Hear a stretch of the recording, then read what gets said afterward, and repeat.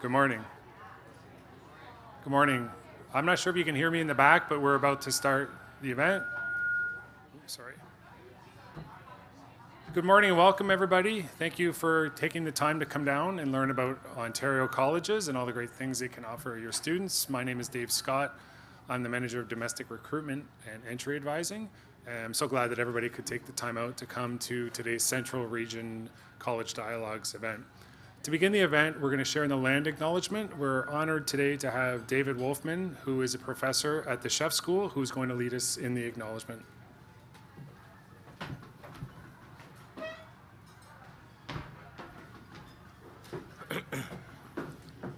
Good morning, everybody. Thank you for having me here. Before we begin today, I'd like to acknowledge that this is the land of the traditional territory of the Mississauga of the New Credit. From the time of the conquest of New France in 1760, the British Crown recognized the inherent rights of the First Nations and their ownership of the lands they occupied. The Royal Proclamation of 1763 confirmed First Nations sovereignty over their lands and prevented anyone other than the Crown from purchasing that land. The Crown, needing First Nations lands for military purposes or for settlement, would first have to purchase it from its Indigenous occupants. Toronto has been recognized as a treaty of many nations because for thousands of years, many different Indigenous nations have made nation-to-nation agreements with each other regarding the sharing and the protection of the land. Toronto is within the jurisdiction of the Dish with One Spoon Covenant, which you can see in this image. And the terms of this agreement were recorded by the making of a clamshell beaded belt called a wampum belt. This belt symbolizes a citizenship law that is over 1,000 years old and requires the parties of the agreement to share the bowl, representing the land and the animals, and by only using one spoon without a knife. In other words, to hunt, maintain the land and animals, and never let the dish become empty by exploiting the resources. The absence of a knife represented the agreement to share resources in peace. It's important to recognize these Indigenous nations for their care for and the teachings about the earth and our relations, as well as to honor those teachings throughout our actions today and every day hereafter. Toronto is now home to many First Nations, Inuit, Métis people, as well as many other wonderful people. In light of this history and understanding the role of us have to play as treaty people, may we dedicate ourselves to moving forward in the spirit of partnership, collaboration, reconciliation, as we learn together and contemplate the possibilities that lie ahead. Thank you.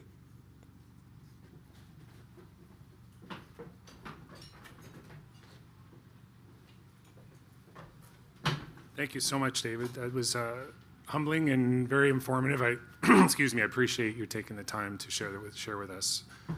Now I'd like to introduce the president of George Brown College, Dr. Gervin Farron, who is going to give you a welcome to today's event. Thank you.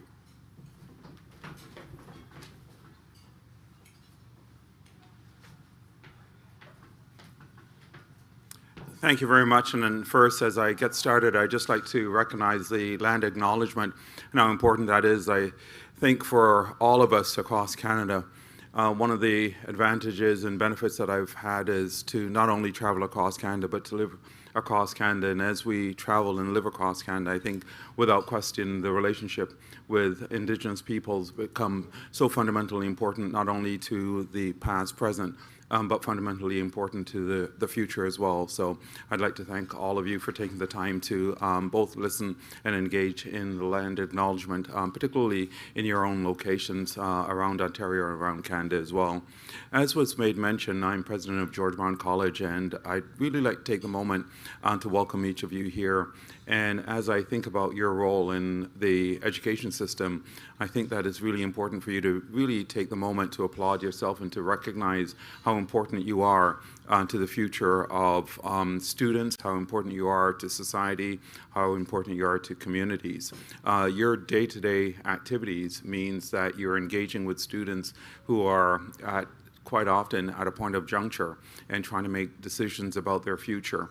And in that regard, then, you're really at that point of being able to not only recognize the opportunities that's in front of them, but also to recognize the possibilities and capacity that they have.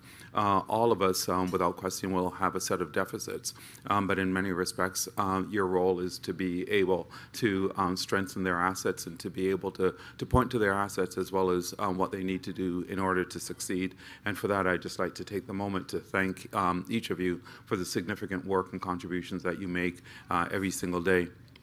One of the items that you'll note is that we have 3 campuses here at George Brown, and this is our waterfront campus. And as a result, then, we're located at this amazing location in Ontario and in Toronto.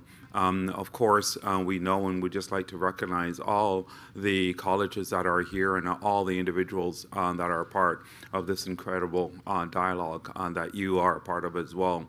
But at George Brown College, one of the things that we really like to recognize amongst ourselves is that all of our campuses are in the downtown core. And what that really means then is that we have a direct connection to community and a direct connection to the context of not only the strengths and the possibilities, but also some of the challenges. And those challenges, by definition, seep into the realities that face the students that you see. And consequently, we're really thinking about often not only our role as a post-secondary educational institution, but our role in terms of strengthening and participating in broader community activity. So what you'll also notice right across the street is that we have a new building, which is the mass timber building. It's the largest mass timber building for institutional use, net zero carbon emissions, so no gas lines coming in to the building by way of example. And what that implies for us is that we think of our spaces not simply as physical spaces, but living labs. And that means that if you go throughout this building and the likes, you'll see a lot of our spaces are in that context of living labs. When I think of the work done by Chef Wolfman in that regard, we actually have a restaurant that we operate, Chef House. Again, creating that environment of matching up what happens in the classroom and what happens in practice, and then providing that bridge to opportunities for our students. I think recognizing that we have many colleges here today, each college can tell you their story. And about their story as to how they'd like to be able to support the continuity and the success of students. The other item that I think is really important for me to emphasize here is the context of K-12 and then post-secondary. I have had the interesting feature of being a president of 2 universities as well as a college. And in any regard on that, what I look at and what I think about is that we inherit the students that you've actually touched.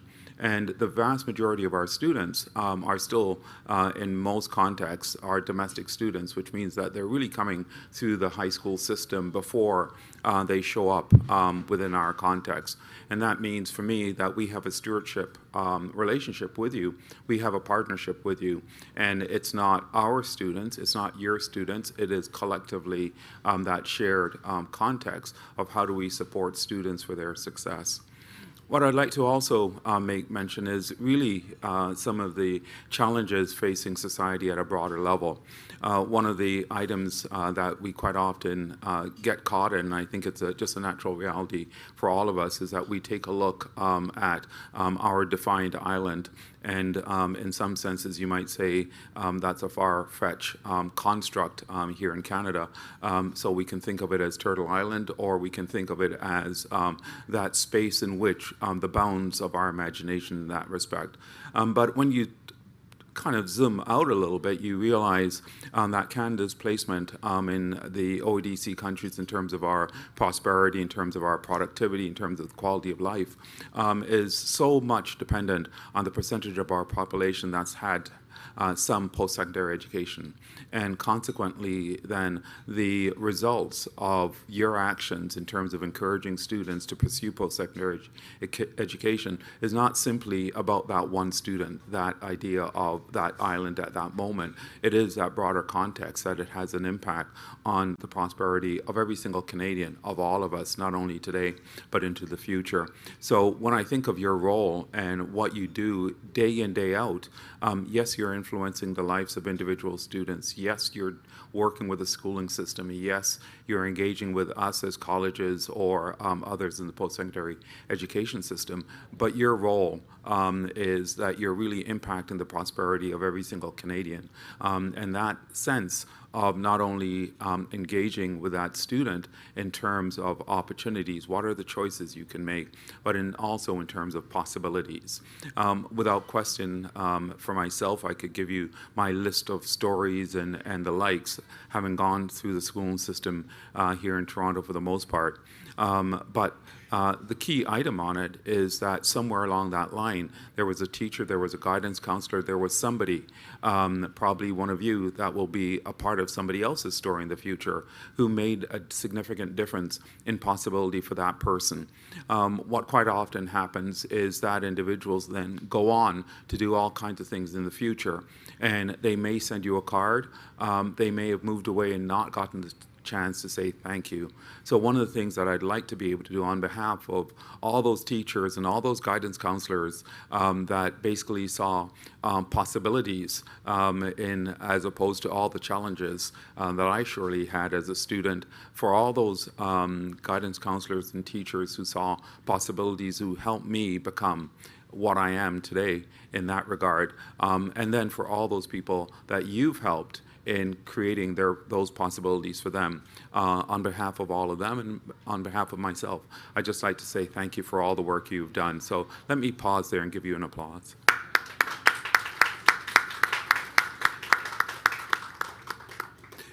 Next, I'd just like to make mention that you're at an amazing space, as made mention, and one of the interesting things about space in that sense, and I'm a bit of a physics nerd, so I won't get into any space-time relativity or quantum things, so I'll just step away from it.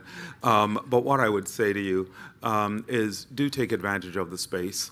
And in some senses, the time. The space, you are here as colleagues, and do take the opportunity to engage in dialogue with each other, to learn about what each other do, some of the strengths, some of the weaknesses, but as well as to take that moment to also lend a bit of support. We're just getting through, I kind of try to map what we define as getting through COVID in that sense, but we all do need peer support and peer self of acknowledgement and self and sense of esteem. The next item, though, is on space. The water is here. The waterfront is here. Do take a time, if you can, to venture beyond these walls, to get out and to take advantage a little bit of the waterfront. We know that we suffer from, enjoy Canadian weather. So I would say ignore the rain, ignore the clouds, just enjoy. Right? So do take the time to enjoy the space. Do get to engage in all the individuals representing their institutions here, from the full range, from diploma programs, from micro credentialing, all the way up to degree programming. And what we know about the college system in Ontario is that the full range is now available through the college system. As made mention, I think what I'd like to do is just to recognize that you have incredible representatives here from a host of colleges, and each of them, as made mention, will have their story. We no doubt will have our story, but I think my moment at this time is really to welcome you and to thank each of you for being here today, and for to encourage that this will be a productive and outstanding day for all of you. So thank you very, very much. Welcome. Miigwech.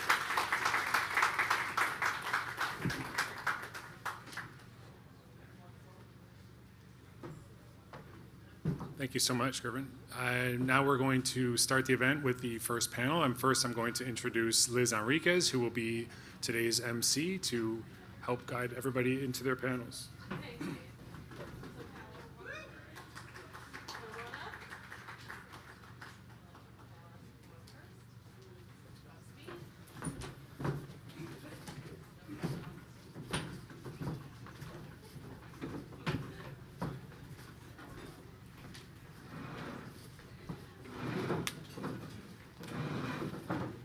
Good morning, everyone. So for those of you who have never attended a college dialogue, the format will be, we have 4 panels today. Each panelist will get up and talk for 4 minutes. And when we're done, then we will open up the floor to questions. So we will start with Algonquin. Good morning, everybody. My name is John Holmes, and today I'm your Algonquin College representative. I've been at the college for more than 13 years, and we are located in the lovely Ottawa Valley area. So, a little bit of a drive for me to be here today, but I'm so happy I could be with you here in person. Now, Algonquin College is a large polytechnic institute. Technically, we have over 40,000 full-time students. Now, in terms of campuses, we have a physical campus in Ottawa, and that's where about 19,000 plus of our students are taught. That's where the majority of our programs and students in a physical sense go. We have a campus in Pembroke, a campus in Perth, and we have an online campus where we have about 20,000 students studying with us from the comfort of their own home. We actually have more than 80 different programs fully online, and that's actually where we actually get a lot of the Toronto students. Now, in terms of campuses, we also see Toronto students taking a lot of programs in aviation and aircraft maintenance at our Ottawa campus, as well as programs in business, and museum studies was one that came up today because it's a really unique program. Now, the Ottawa campus, the big news right there is we have a brand new athletic center. So state-of-the-art athletic center with an indoor running track. It's not flat or circular. It's got actually figurating, and it's got ups and downs. But we even put in a bowling alley and virtual golf simulator and rock climbing wall. So students can bowl and golf every day if they want, for absolutely no charge. There's a residence at our Ottawa campus. We also have our own theater where we do concerts 3, sometimes 4 times a month. So there's a lot of vibrant activity going on. Now, when you study in the Ottawa area, you get a full universal bus pass. That's good for the greater Ottawa area. It takes you about 25 minutes to go see an NHL game, or it takes you about 25 minutes to go downtown or even to the Quebec side where your bus pass does work on the Quebec side. Now, our Pembroke campus is only 1,000 students, and that's known for our outdoors programs. So outdoor adventure, for example, we actually get quite a few Toronto students from. And it's for those students who are really outdoor, high-energy kind of go-getters. In outdoor adventure, you can get up to 21 different licenses in adventure tourism. So you can lead whitewater rafting expeditions, outdoor ice climbing, bungee jumping, skydiving, and you can customize all these different licenses. There is residence available in Pembroke, and the building, as well as residence, is all on waterfront property right along the Ottawa River. Now, lastly, our last physical campus is Perth, right between Ottawa and Kingston. They specialize in business, agriculture, and heritage carpentry. So heritage carpentry, think of it as custom home construction. You're not building cookie-cutter homes, you're building homes for people that have a lot of money to spend. Now, a couple of other things I want to go into. We are currently up to 22 different degrees, and we need your help because we need more academic level students coming to college presentations. And I would actually put our degrees up against any university counterpart. Every single degree that we offer guarantees a minimum of 500 hours paid experience for every student. Most programs, it's 1,000 hours or more paid experience. Our Bachelor of Engineering in Automation and Robotics, you get 3 paid co-op terms and very, very high employment rates coming from that. Now, other new and notable programs, we have 2 new Bachelor of Commerce degrees, one in Strategic Human Resources Management and one in Marketing Management. And of course, you can bridge from our business diplomas into these degrees. We have a brand new Bachelor of Event, Sport, and Entertainment Management. We have a brand new program at our Perth campus in Building Conservation. That's going to be coming next year, so you're a little bit privy to some secret information there. And finally, we have a program, of course, in culinary and food science, our brand new degree. So much more to talk about. Come and see me at my table. But for now, I'm going to pass it off to Boreal College. Thank you so much. Thank you. Thank you, John. Bonjour tout le monde. Good morning. So I'm from Collège Boreal. So I'm gonna try to do my speech in English. Yesterday I did it in French. So today I'm gonna do it in English. So Collège Boreal is one of the 2 Francophone colleges in Ontario. So we have 7 campuses. So we are one of the largest college in Ontario in terms of location because we are across the province, but the smallest in terms of number of students. So our main campus is in Sudbury, so Sudbury, Ontario, and we have a concentration of campuses around Northern Ontario, like Timmins, Kapuskasing, Hearst, Nipissing, and we have 2 campuses here in the Southern Ontario and the Central Ontario.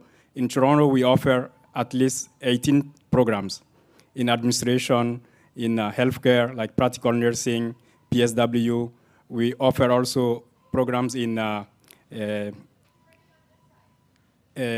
social services. We offer programs in IT. So IT is one of our biggest programs in Toronto here. We have a lot of students coming from Francophone countries in Africa, in Europe. And in terms of requirements to get to Collège Boreal, so you need to be from French immersion schools or Francophone schools. So Anglophone schools, they don't have the French level to be eligible at our programs. And a good news is if you are from French immersion school, you can get $3,000 bursary by choosing to continue your education in French. If you are going to university or colleges in French, so you have $3,000 bursary available for you. In Toronto, we are moving soon in Distillery District. So I know you guys are familiar with Distillery District. So it's the historic and dynamic neighborhood in Toronto. So we are moving from One Yonge Street to Distillery District next fall in our new campus. So we are very excited to welcome our 2023 students in the Distillery District. So feel free if you have any questions. So my booth is next to Algonquin. So feel free to pass by and I will be happy to help you or to give you any information. Thank you. So je vais passer à Catherine, Centennial. Thank you. Good afternoon, everyone. For those of you who don't know, my name is Catherine, and I work as a student recruitment specialist at Centennial College. And I'm so excited to talk to you about some of the great programs that we have here at Centennial. So for those of you who don't know, we do have 5 different campuses that are located around the Greater Toronto area, and that includes our Progress, Morningside, Downsview, Story Art Center, as well as our Ashtonby campus. So we're located in the east of Toronto. So we have over 250 programs, as well as 40 fully online. So we allow students to have the flexibility to do the credentials from the comfort of their own home. As well as we have 26,000 full-time students, as well as 16,000 part-time students. We also offer applied degrees, as well as degree programs, as well as joint collaborative programs with universities such as TMU, as well as University of Toronto Scarborough campus.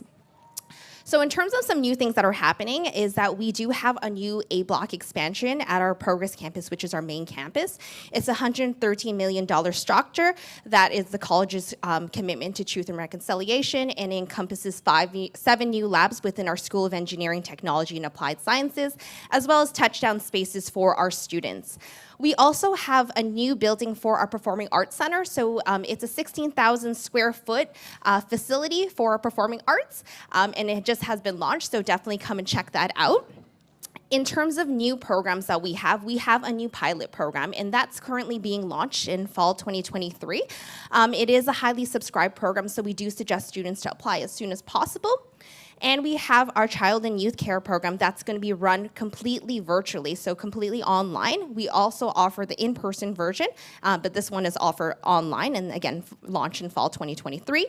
And then we have our business foundations, as well as our school community and health studies foundations that it can be applied to on ontariocolleges.ca. The last amazing thing that's happening is that we are taking part in the Schulich Builder Scholarship. So Centennial will be offering five $40,000 scholarships to those students who want to do trades in a 2-year program, as well as $20,000 scholarships for those who are doing a 1-year program. So we do offer OSAP at our school, so we are giving $6 million worth of scholarship and bursaries for students. So we definitely suggest students to come to our facility and view it, because it's different when you definitely come to the facility and see whether or not it's a right fit for you. So we definitely suggest students to book a tour. We do have them led by our student ambassadors. So they're actually students who can give other students firsthand experience of what it's like to be a student at Centennial. We have a great residence as well offered for anybody who's coming far, as well as a great facility within our School of Hospitality. So we have an on-campus restaurant that's completely run by our students, as well as all the servers are our students as well, so they get that experiential learning.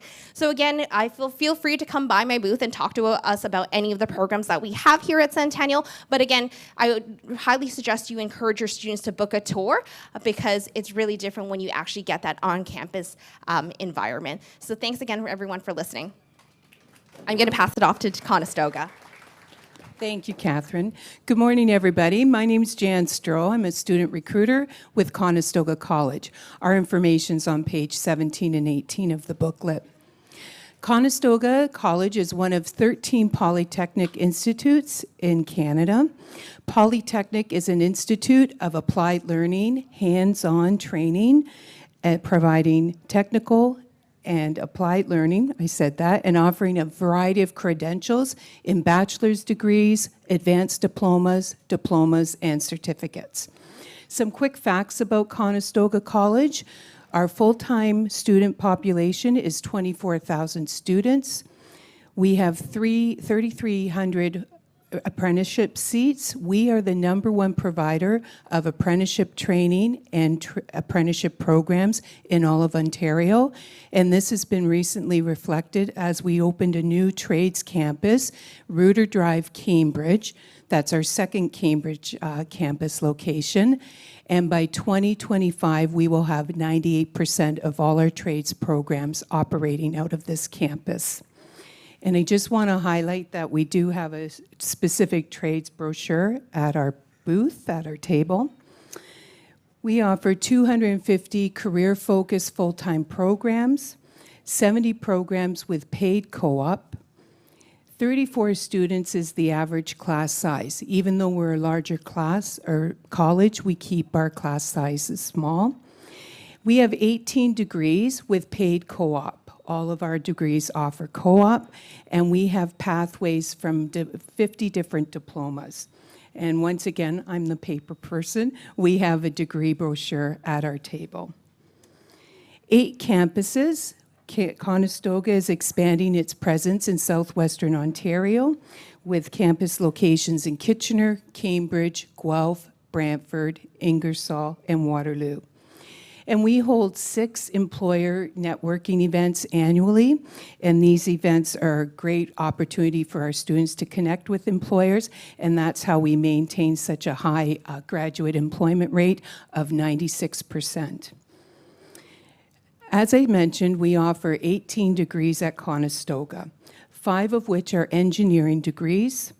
Conestoga was the first college in Ontario to receive accreditation for 5 of our engineering programs with Engineers Canada. This means that our engineering students receive an iron ring, just like the university graduates. And this is key. The accreditation is key for our degrees at Conestoga. One of the most asked questions I receive is, are your degrees as good as university? And as long as we keep with accreditation, we're moving towards accreditation with our other degree programs outside of engineering, we'll be able to prove that we are just as good as university degrees. Conestoga is dedicated to program creation, which meet local labor market needs.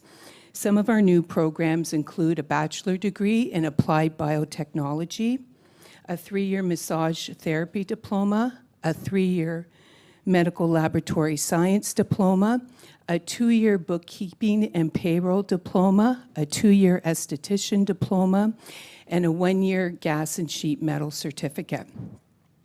Program start additions include for January paramedic and practical nursing at our Waterloo location. We are now accepting applications for January 2024. And program changes, our public relations degree has changed to a communications management degree. This is the first of its kind in Canada. So thank you very much, and I'll pass it over to Miriam. Hi everyone, my name is Miriam and I'm here today on behalf of Sheridan College. So at Sheridan we do have over 140 different programs spanning 3 different campuses, Brampton, Mississauga, and Oakville. We educate more than 27,000 students in a given year. Sheridan, regardless of the campus or the program that your students come in, our focus is essentially on the student as a whole to help them develop. So we do go by 3 different pillars that we want to instill in our students. The first one is knowledge. It means that we want to make sure that the education and the credentials that they receive fits in line with the careers that they choose. Personal growth means the development of their individual skills like leadership, entrepreneurship, risk-taking, and being able to stand up for themselves. Belonging means the development of a community of peers, mentors, and organizations where they can feel really safe and secure and be the best versions of themselves. Speaking of secure, I really hope that one day I will not be replaced by AI up here. So to prevent that, we do have our Honors Bachelor of Information Sciences in Cybersecurity. So I'm very happy to announce that we have extended this program. So now it is offered in both of our campuses, both Trafalgar and Davis. And it is a great program, and we're one of the first to offer this degree. As an added bonus, any student in this degree that apply into this degree have a chance to win a scholarship if they have an average of 80% and above. It's an entrance degree scholarships that ranges between $1,500 to $2,000. So it's an amazing opportunity for those interested in that field. We were actually the leader in the field of computer sciences, offering 4 other bachelor's degrees in applied computing, and students do have the option of pathwaying their way in from a diploma. So if they cannot get into the degree, they can come into our diploma programs and then pathway their way in and complete with both a diploma and a degree. So to kind of follow this trend of trailblazing, we are very excited to offer that we do have a new degree in osteopathy starting the fall. It is available. It's still, applications are still being accepted online. It is a great new degree. It's the first in its field, and it is in conjunction with our athletic therapy and kinesiology degree. It is located in our Davis campus, and essentially it is one of the first programs of its type in Canada. It does meet the World Health Organization's Type 1 standard for having 1,000 hours of clinical experience. So upon graduation, students are eligible to apply to different master's program ranging from Western, UBC, McMaster University, and as well as other institutions. So there's, again, great pathway opportunities for students to go into their master's degree. This program is also OSAP eligible, and students are also eligible for the entrance degree scholarships as well. So the applications, again, are still being applications are still being accepted. If you guys do have any questions about this, feel free to meet me at my booth, and I'd be more than happy to discuss this with you. But that is it for me today, and I'm going to be passing it off to St. Lawrence.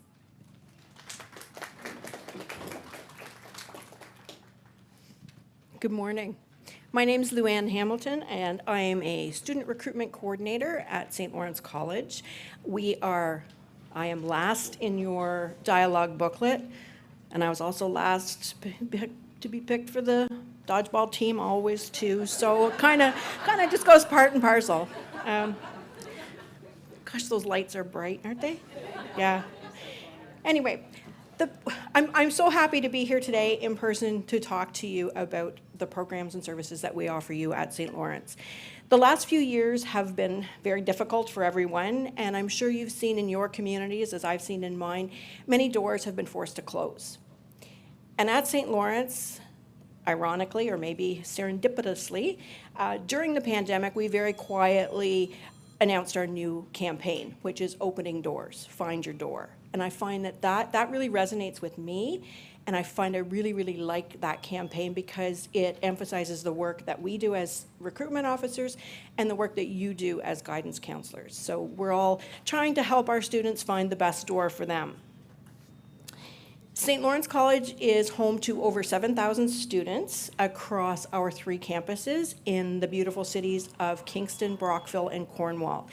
Each campus offers students the exact same services, just on a smaller scale in Brockville and in Cornwall. So they get academic services, financial aid services, Indigenous services, counseling, accessibility services, residence, cafeterias, and libraries.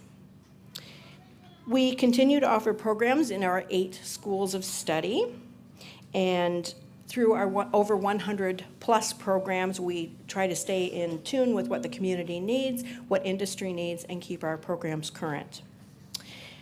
In February of 2021, right in the middle of the pandemic, we received formal approval to deliver our standalone BSCN program. So a student can come to us, do all 4 years of the degree nursing program on our campus. They're out on clinical placement within the first month of school. So that's huge. They get that hands-on experience right away. And we do that on our own without having to have a university partner. We're also pleased to be participating in the Learn and Stay funding programs that are available to both BSCN students and practical nursing students for this fall. We do have a number of programs that still are open for students. So if you have some students who are looking, maybe to head east for their education, we do have a number of programs that we're still accepting applications for. A couple of admission changes I will bring to your attention. In our booklet, again, they make all these wonderful decisions after we go to print. For the vet tech program, it indicates that a student needs to complete the HOE test. That is no longer a requirement for the vet tech program.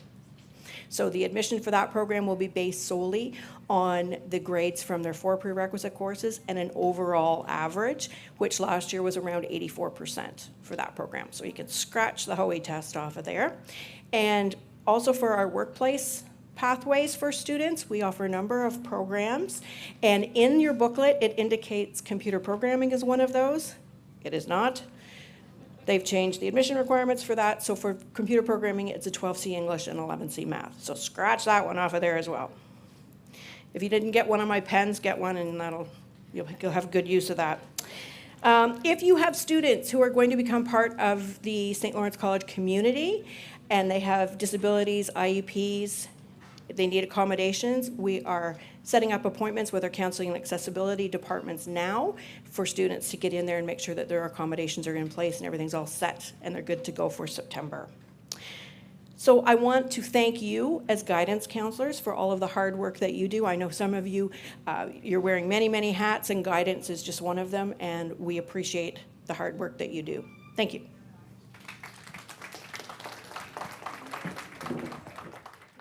Thank you, panel 1.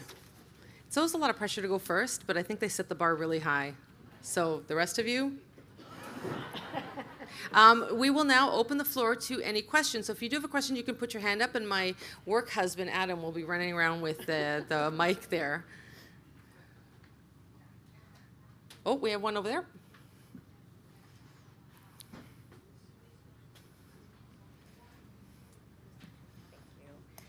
Could you please describe the stay program, the Learn and Stay program? Sorry, St. Lawrence. Sure. Oh, am I on? I broke it. Short. Nope. Are you saying I'm good? Oh. No, there we go. Oh, wait. Okay. So the Learn and Stay program is, we don't know a whole heck of a lot about it just yet. It's one of those things where the ministry announces it, they say they're going to throw some money at something, and then, no details. But the application, we're told, is to be available. You know what it's like. The application will be out, we're told, by the end of the month. And students so for St. Lawrence, we offer it for our practical nursing and BSCN programs. Some colleges have the paramedic program and other health science programs. Basically, the student agrees to stay in the community where they are learning for 6 months for every year of the program. So for practical nursing, they would agree to stay in the community for 1 year, BSCN 2 years. That's all we know at this point in time. It will cover their tuition fees, any associated learning or academic costs for the program. Thank you, Luann. Does that help? Thank you. Stay tuned. Any other questions? Yep, over here.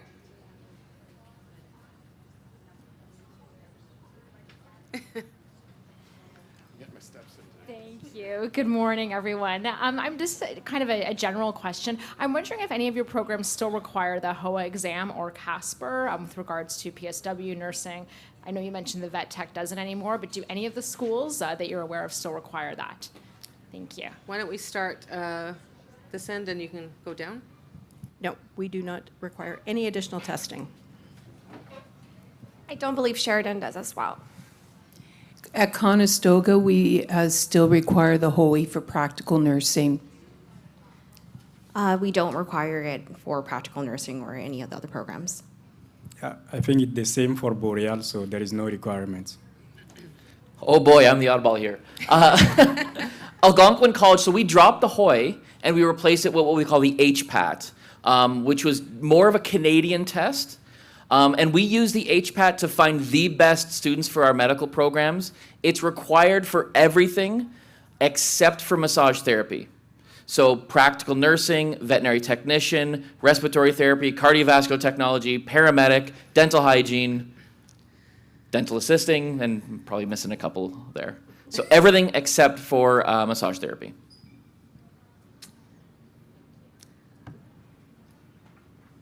Okay, while you're thinking of a question, I have a question for the panel. If we can start with John and each tell the audience a little bit about maybe one of your hidden gem programs. Okay.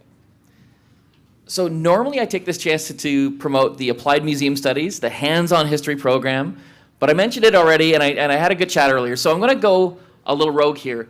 About 20 years ago, the government said colleges and universities work together, have programs where you can do both. And a lot of them disappeared. But Algonquin College and Carleton University still work together. And we actually developed more programs where you're simultaneously a student of both, getting the best of both worlds. And we have this one program called a Bachelor of Information Technology in Optical Systems and Sensors. Wow. It's a fancy word for photonics and laser technology. So these students are working in fiber optics, these students are working in biomedical lasers, and it's got about a 3-to-1 job to student ratio. Most students are getting about 3 job offers. It's extremely lucrative. A lot of these students come back to the campus driving Audis and BMWs, and they've been promising me for years to build me a lightsaber, and they just haven't delivered yet. But it's because they're too busy. They're all getting jobs. So Bachelor of Information Technology, Optical Systems and Sensors. Thank you, John. So for Collège Boreal, because we are one of the 2 Francophone colleges in Ontario, so we have fairly unique program that we only offer. Collège Boreal is the only college that offers that in French. We even have students coming from New Brunswick, from Quebec, for some of our programs like funeral director program, technician care, veterinary technician care. So we are students coming from Quebec, from Eastern Atlantic, to take those programs, because even in New Brunswick, they don't have those programs in French. Wow. So those are our hidden gem, yeah. Thank you. So I'd say at Centennial, our hidden gem program is within our School of Culinary Arts.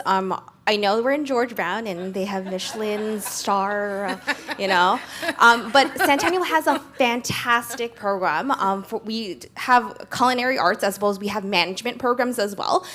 If you have any chance to visit our Progress campus, and we're located in Scarborough, we have a fantastic restaurant and cafe that's run completely by our students, so they get that experiential learning. And I promise you, the food is fantastic. It's amazing. And they also have a culinary, a hospitality program again as well, where they have a simulation on the top floor where they, a lot of students can do a lot of their practical there as well. So culinary arts. At Conestoga, one of our hidden gem programs is Power Engineering Technology. It's a 3-year diploma. No matter what industry, every industry needs power engineers, so the job opportunities are huge. Our graduates are looking at easily 5 to 7 job offers.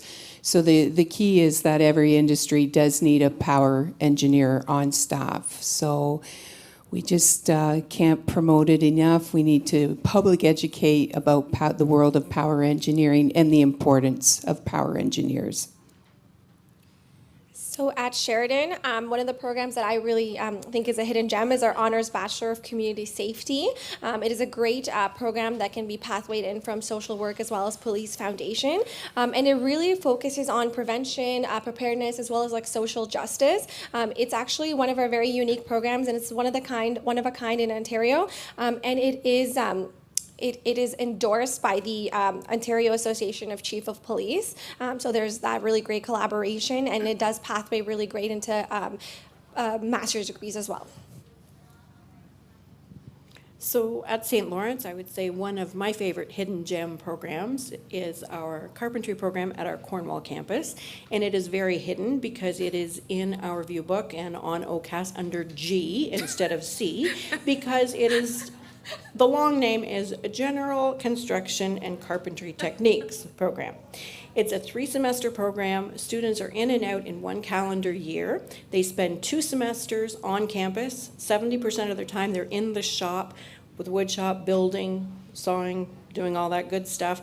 The 3rd semester of the program, they are out with Habitat for Humanity in the field, and they are building a house from the ground up. So the students get the experience of from pouring the foundation through to putting shingles on the roof and doorknobs on the kitchen cabinets. So it's a really immersive program, and at the end of it, they get the opportunity to challenge level 1 and level 2 of the apprenticeship, and they can continue on with their apprenticeship. So it's great. They get the hands-on, they get the college experience, and they get to challenge level 1 and level 2 and make a lot of money when they graduate. Thank you, panelists. Any other questions from the floor? Yeah, we have one over here, Adam.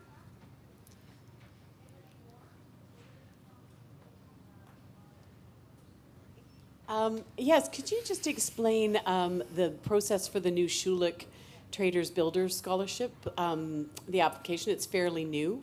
It'd be helpful just to know that overall process for students. Thank you. Several colleges do offer this opportunity, so. Does anybody else offer the Schulich Builders? There's about 12, I think there's 11 colleges that are part of the Schulich Builders. Okay. So a lot of it's quite new.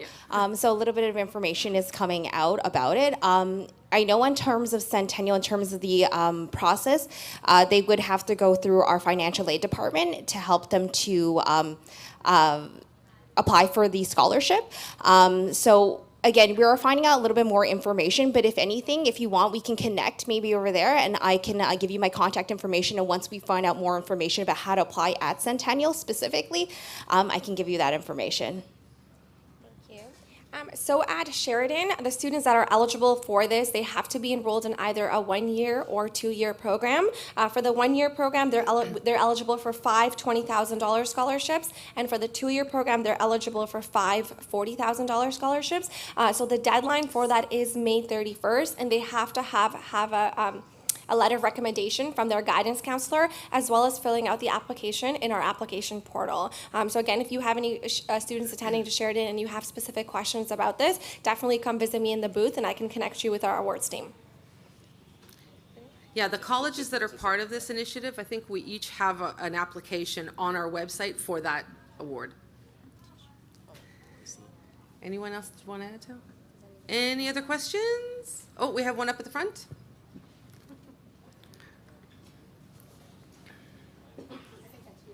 Thank you.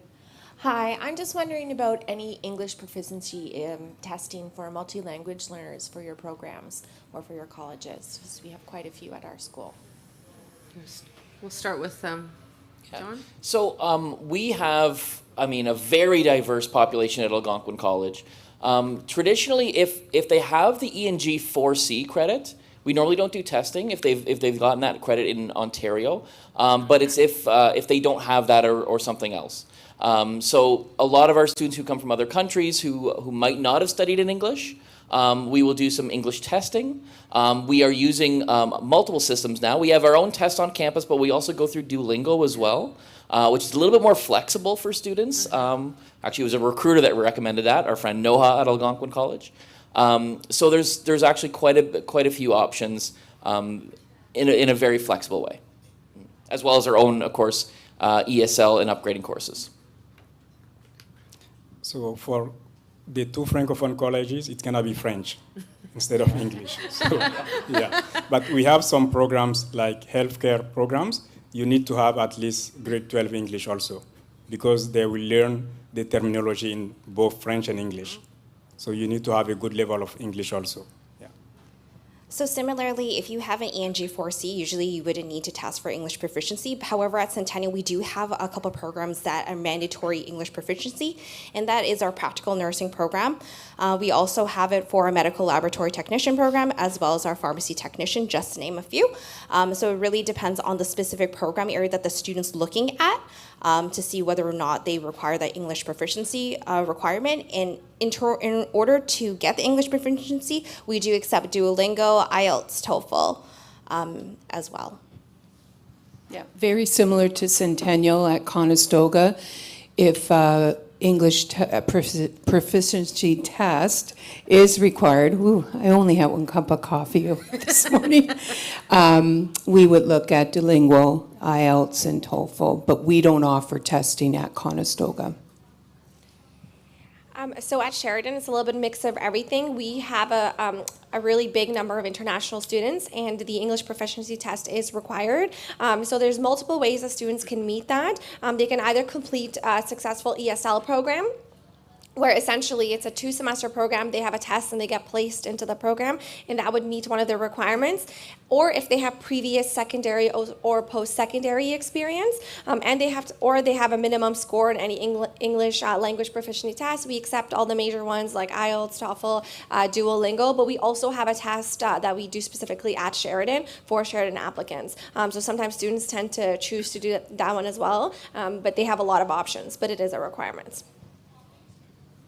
So for St. Lawrence, on our website under applying, we have a laundry list of the assessments that we will accept, including IELTS, TOEFL. We do recommend Duolingo, and we also use AccuPlacer for our students as well, and they can do that on site with us. Alrighty, let's have a big round of applause for panel 1. You are relieved of your duties. I will ask panel 2 panelists to please come. Make your way to the stage. Yes, ma'am. Oh, thank you. Oh, that was not me. I think that's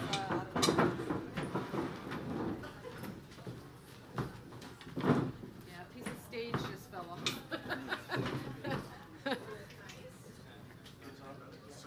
Yeah, so here you go. Yeah, that just tipped over, that's all. Oh. Yeah, it was all, no. In front of me to stand there. Number 1 on our cards. Are you gonna say it? Oh, you do it, do it. Thank you. It was just this metal thing fell over. We're all good. The stage will not collapse, I can tell you that. Excellent. Let everyone relax, settle in. Fantastic. So we are going to begin with Sam from Cambrian. Thank you. Good morning, everybody. How are we all doing today? We're doing good. That's awesome. That's great to hear. My name is Samuel Paquette. I'm a representative from Cambrian College, and today I'm going to talk about what makes Cambrian such an amazing place to study. I hope these cameras here are doing me justice. These are like 4K cameras, so let's see how that goes. So for those of you who do not know about us, we are located in beautiful Greater Sudbury, Ontario. We're a town of about 170,000 people, which makes us the largest city in Northern Ontario. So many amazing things happening in Northern Ontario all the time, and we're really well known for our outdoors, with over 300 lakes in our city limits. Sudbury is also in the top 5 most affordable places to live in Ontario. This makes us the perfect destination for students. Now, a lot of the information I'm going to talk about today is in the book. We're actually on page 11, by the way, if anyone's looking. But I want to talk a little bit about my experience at Cambrian and what made it such an amazing place for me. Going through those doors on the first day, coming from French high school, I was a little intimidated to be going to an English college. But I knew it was the place for me when staff and faculty came up to me and asked me if I needed help finding anything, being able to participate in some really cool events and cool activities, and making some amazing friends along the way. Being on the other side of it now, I still see the same dedication to student success that's always been there. Whether it's seeing students participate in applied research, getting to work on brand new innovation, whether it's seeing students participate in Ontario skills competitions, seeing them become the next industry leaders, even seeing like international students try Canadian food for the first time, that same level to dedication and student success and wellness is always there at Cambrian College. Now a little bit about our program. We have over 4,600 full-time students and over 90 plus programs. We have something unique and amazing about every single one of our programs here at Cambrian, including our game design program, which will allow students to become entry-level game designers and software developers. Like our massage therapy program that has over 300 hours of massage time included. That sounds pretty amazing right now. And our chemical engineering program, which is the only program of its kind in the province of Ontario to offer chemical processing, or mineral processing, and wastewater treatment. These is something exciting and unique about every single one of our programs at Cambrian. Cambrian is also proud to be offering 2 new degree programs, our 4-year Honors Bachelor's of Business Administration degree and our 3-year Bachelor of Business Administration degree. Did you know that Cambrian College is the first college in Ontario to be granted the opportunity to offer a 3-year degree program? Both of these business programs have some great workshops and hands-on learning to make sure that students can navigate any business, big or small. This program also has opportunities for students to do a semester abroad with partnering universities in Austria, Finland, and Ireland. I'm waiting for them to buy me that Ireland ticket. I don't think that's going down anytime soon, but that's okay. Both of these programs also have a 14-week paid internship as part of the program. So you are literally getting paid to be in school. How amazing is that? Graduates from any one of our 2- and 3-year business programs also have the opportunity for advanced standing into our business degree programs. This is a great opportunity for high school students who are taking college-level classes to be able to get a degree at Cambrian College. Cambrian College is also proud to offer a new bridging program from practical nursing to our Honors Bachelor's of Science in Nursing degree. Graduates from any practical nursing program in the province of Ontario who have over 2,000 working hours and are in good standing with the CNO can do a 1-semester bridge to get into the 5th semester of our BSCN nursing program, which is actually a standalone program now. Cambrian College also has a 1-year pre-trades program. This program is amazing for essentials workplace level students who are looking to get into a trade or an engineering program coming out of school. This 1-year program will allow students who graduate from this program to get into any one of our trades and engineering programs. And Cambrian also is proud of our over 750 pathway agreements to universities all over the world, including our newest one with Queen's University, where graduates of our mining engineering technology and civil engineering technology can go and get their respective degree at Queen's University upon graduation. This will really help our students get great jobs coming out of school. And speaking of Cambrian students getting great jobs, it's already happening. We are traditionally in the upper echelon of student employment after graduation. And this past year, we are in the top 5 of English-speaking colleges when it comes to student employment 6 months after graduation, with over 86% of our graduates finding jobs coming out of school. You know, I loved my time at Cambrian. The 3 years that I spent there were probably the 3 best years of my life. And ask any Cambrian graduate, they'll tell you the same thing. Folks, I want to thank you so very much for being here today. Come chat with me at the booth. I'd be more than happy to answer any questions. Thank you so very much.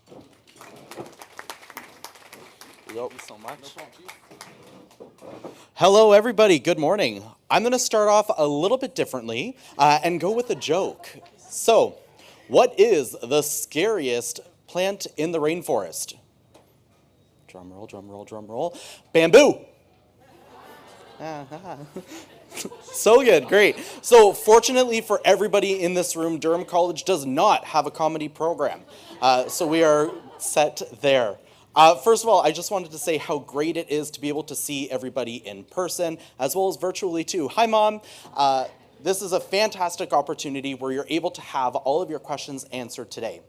So like I mentioned earlier, my name is Madison Baird. I'm with Durham College, and I'm here to talk to you a little bit more about our college and what makes it so great. So starting off, Durham College, we have 2 campuses, one of which in Whitby, as well as Oshawa. Our campuses consist of about 13,800 full-time students, and they take over 145 different programs that we have within the institution. Now, I just want to briefly mention some of the great things about these campuses, starting off with our Ontario Tech Shared Campus at the Oshawa campus. This building, what actually makes it really great and really special is the fact that not only are you getting the great things that colleges are going to be giving you, but you're getting the benefits that a university would have as well, like large cafeterias, 5 gymnasiums, there's a skating rink, actually there's 2 which are NHL sized, a baseball diamond, but then on the other side, you're getting the nice things that a college would give you as well, and especially at Durham College. We're getting smaller class sizes, about 30 to 40 students. You're getting hands-on learning within our institution, as well as awesome experiential learning as well. There's a lot of really fun things happening here, including a number of different faculties as well, where you're able to look at our faculty of business. We have faculty of science, engineering, information technology, social and community services, art, animation, and design programs as well. Then if you head a little bit further south at our Whitby campus, that's where you're going to be finding programs like our hospitality and horticultural sciences, where this faculty follows a whole field to fork philosophy, where students in our field or food and farming program, they're responsible for growing food in large ways for sustainable communities, and then that food gets sent to our culinary students, who then are working with fresh, buzzing ingredients. We also have an entire faculty of skilled trades where we've recently built a 60,000 square foot addition onto this campus with OPG for our Center for Skilled Trades. So that's a fantastic opportunity for our students where now they're able to practice the trades and stretch out a little bit more.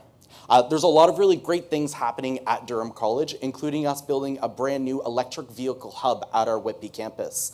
And this is something that's going to be slowly integrated into curriculum for our students in our automotive program. So not only are they getting experience with gas, diesel engines, but now they're also going to be having that electric vehicle integrated throughout that curriculum. So preparing themselves for the next wave of vehicles as they're coming. Some of the other fun things that we have happening on campus is we recently opened a Center for Innovation and Research. So Durham College, we are announced as the 9th year in a row for being a top 50 research institution. So what that means for students at Durham College is they're having a lot of fantastic opportunities to be a part of leading cutting edge industry innovation, and then being prepared even more so for the industry. In the book, we are page 21, 22. I feel like I should have started off with that, but I would love to keep the conversation going. I'm at the bright green tablecloth just at the back over there, so feel free to come on by and connect with me. And it looks like that's all the time that I have, but I'm going to pass it off to my colleague at Fanshawe. Thank you.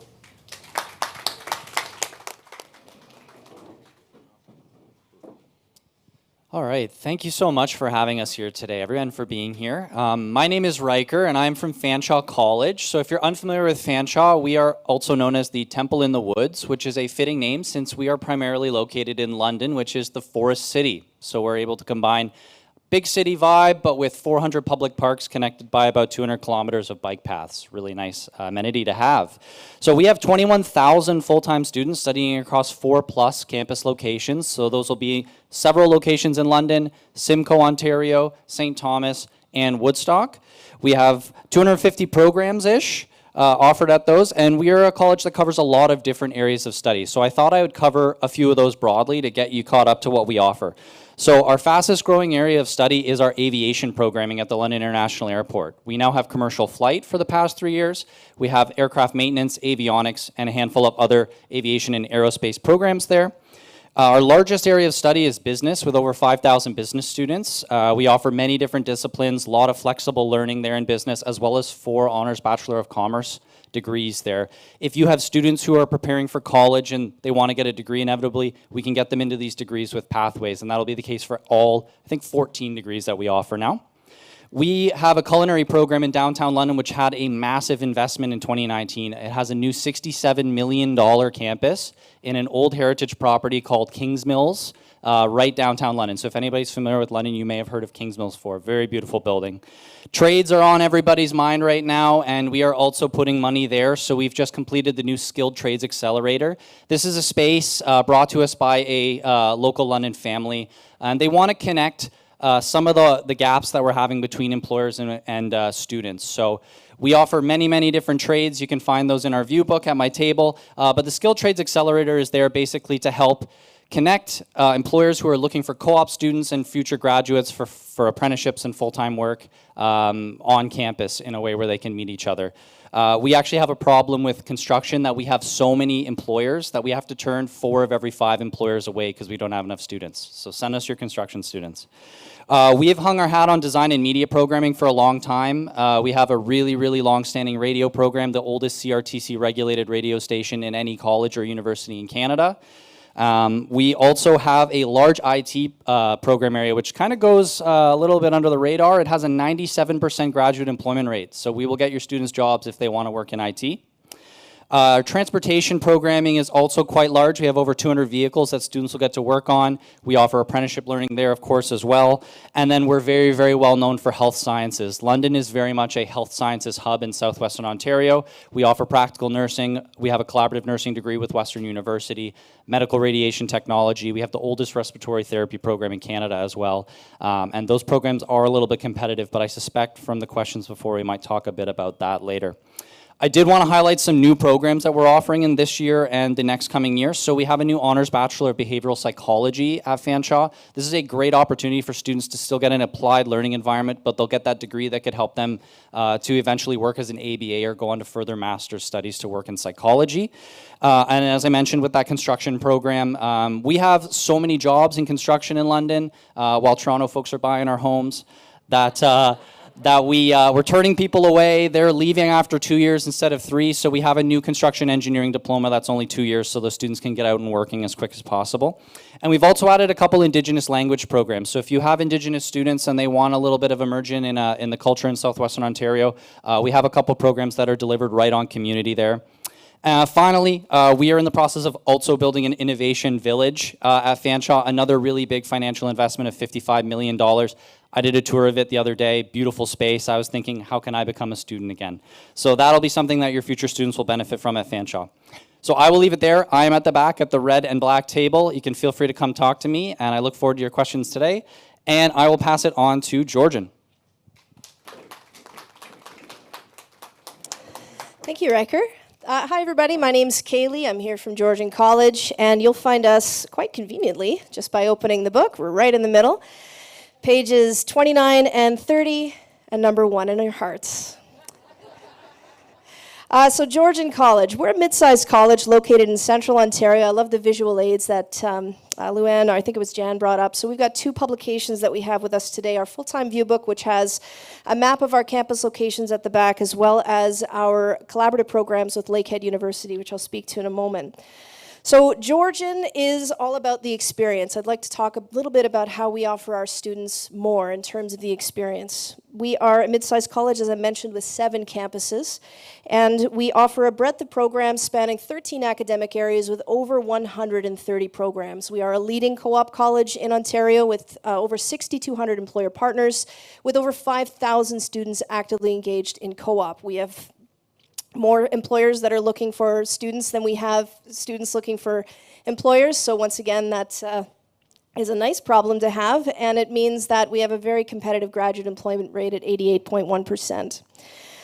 We are also Ontario's or Canada's first and only designated Ashoka Changemaker College, which is wonderful. We genuinely believe that our students are able to make a difference in what happens next, and we're hoping to help them to have entrepreneurial thinking so that they can see potential rather than problems when they're entering the workforce.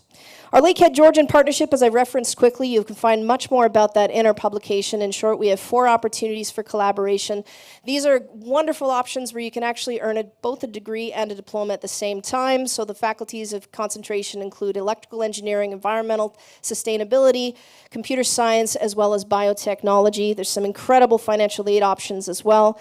More on financial aid quickly. We are also, for the first time, offering entrance scholarships at Georgian College. This will be new for fall 2023. The deadline to apply will be May 7th, and this hopefully will be included as an automatic option for students that are coming in future years.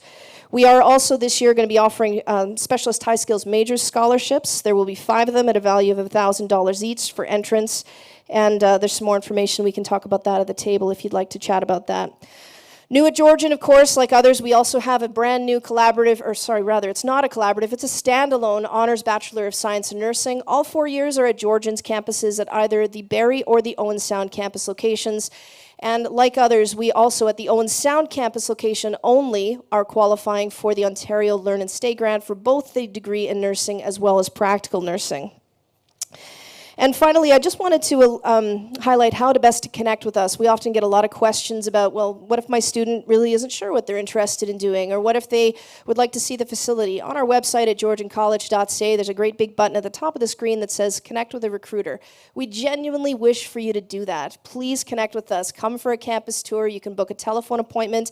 On that as well, you'll see these wonderful little cartoon avatars, myself as well. You can email me, you can call me, and there are no silly questions. Myself personally, I've been at this job now for 15 years. We've heard it all. We would much rather have your students connect with us so that we can offer them the correct information to hopefully get them going on their pathway. So with that, I'm going to pass it over to my colleague Jazz at Niagara, and I'm at the booth just at the back, and please come back and chat with us again. Jazz, over to you. Thank you. You know, after a basketball game when they interview all the basketball players, honestly, that's how I feel right now. I too am tired and sweaty.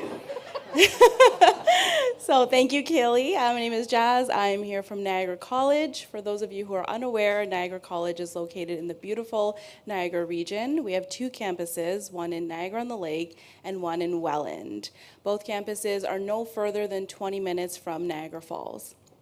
We are a medium-sized college, but we are equipped with the resources and capabilities of larger institutions.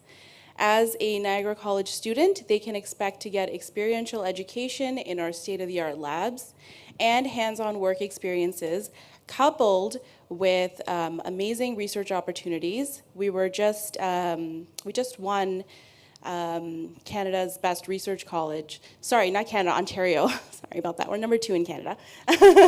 But it just shows you kind of the level of great, amazing things that we're doing with our students. In terms of student supports, we have 130 programs. I've totally skipped over that, but they include amazing things like trades, technology, culinary, business.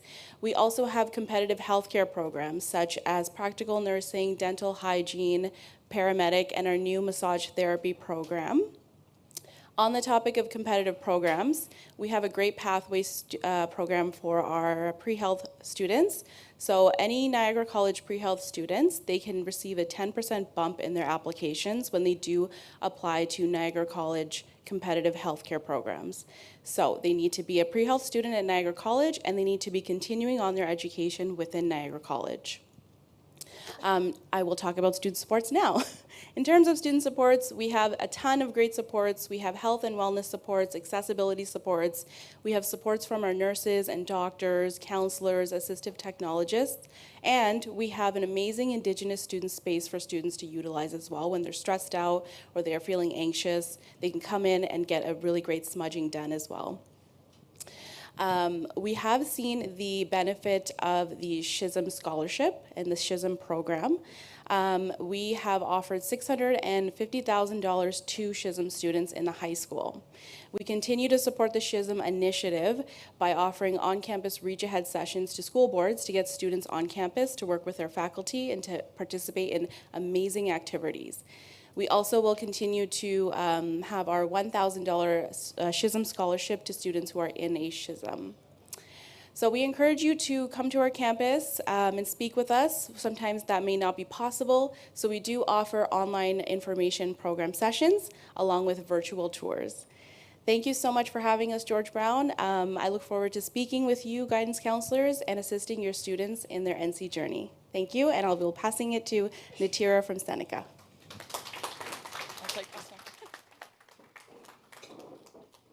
Good morning. My name is Natira, and for the next couple of minutes, I want to highlight some of the many reasons that Seneca is your student's best choice for post-secondary studies. I'd like to begin by sharing a little bit about Seneca's new strategic plan, which is essentially a roadmap that really highlights our commitment to providing students with an excellent polytechnic education that better prepares them for successful careers. Within this plan, we're also unveiling Seneca Polytechnic, a new name that really best describes the large community of students, of employees, employers, and community partners that are at Seneca. And just to be clear, Seneca isn't becoming a polytechnic, we already are. and we have been for a very long time. Essentially, what we're saying is that we're combining the best of both college and university approaches to learning, so that more academic or theoretical combined with the applied learning approach to provide students with a more seamless transition from education to employment. And essentially what that means for students is really simply that they get exposure to the workplace even before they graduate. And on our end, what we're promising is a lot of resources with our industry partners to better support their journeys in the workplace, but also to help us better identify what these workplace-related needs are. Okay, and I'm super excited to kind of see what Seneca Polytechnic has, in store for us and for your students, and I hope that you guys are too. Next, I want to, just in keeping with our flexible learning, I also want to highlight that Seneca continues to deliver its programming in 4 different formats: online, in-person, hybrid, and what we're calling flexible. Flexible essentially puts the onus on the students, and they get to choose between coming to class for an on-campus experience versus staying at home and learning online.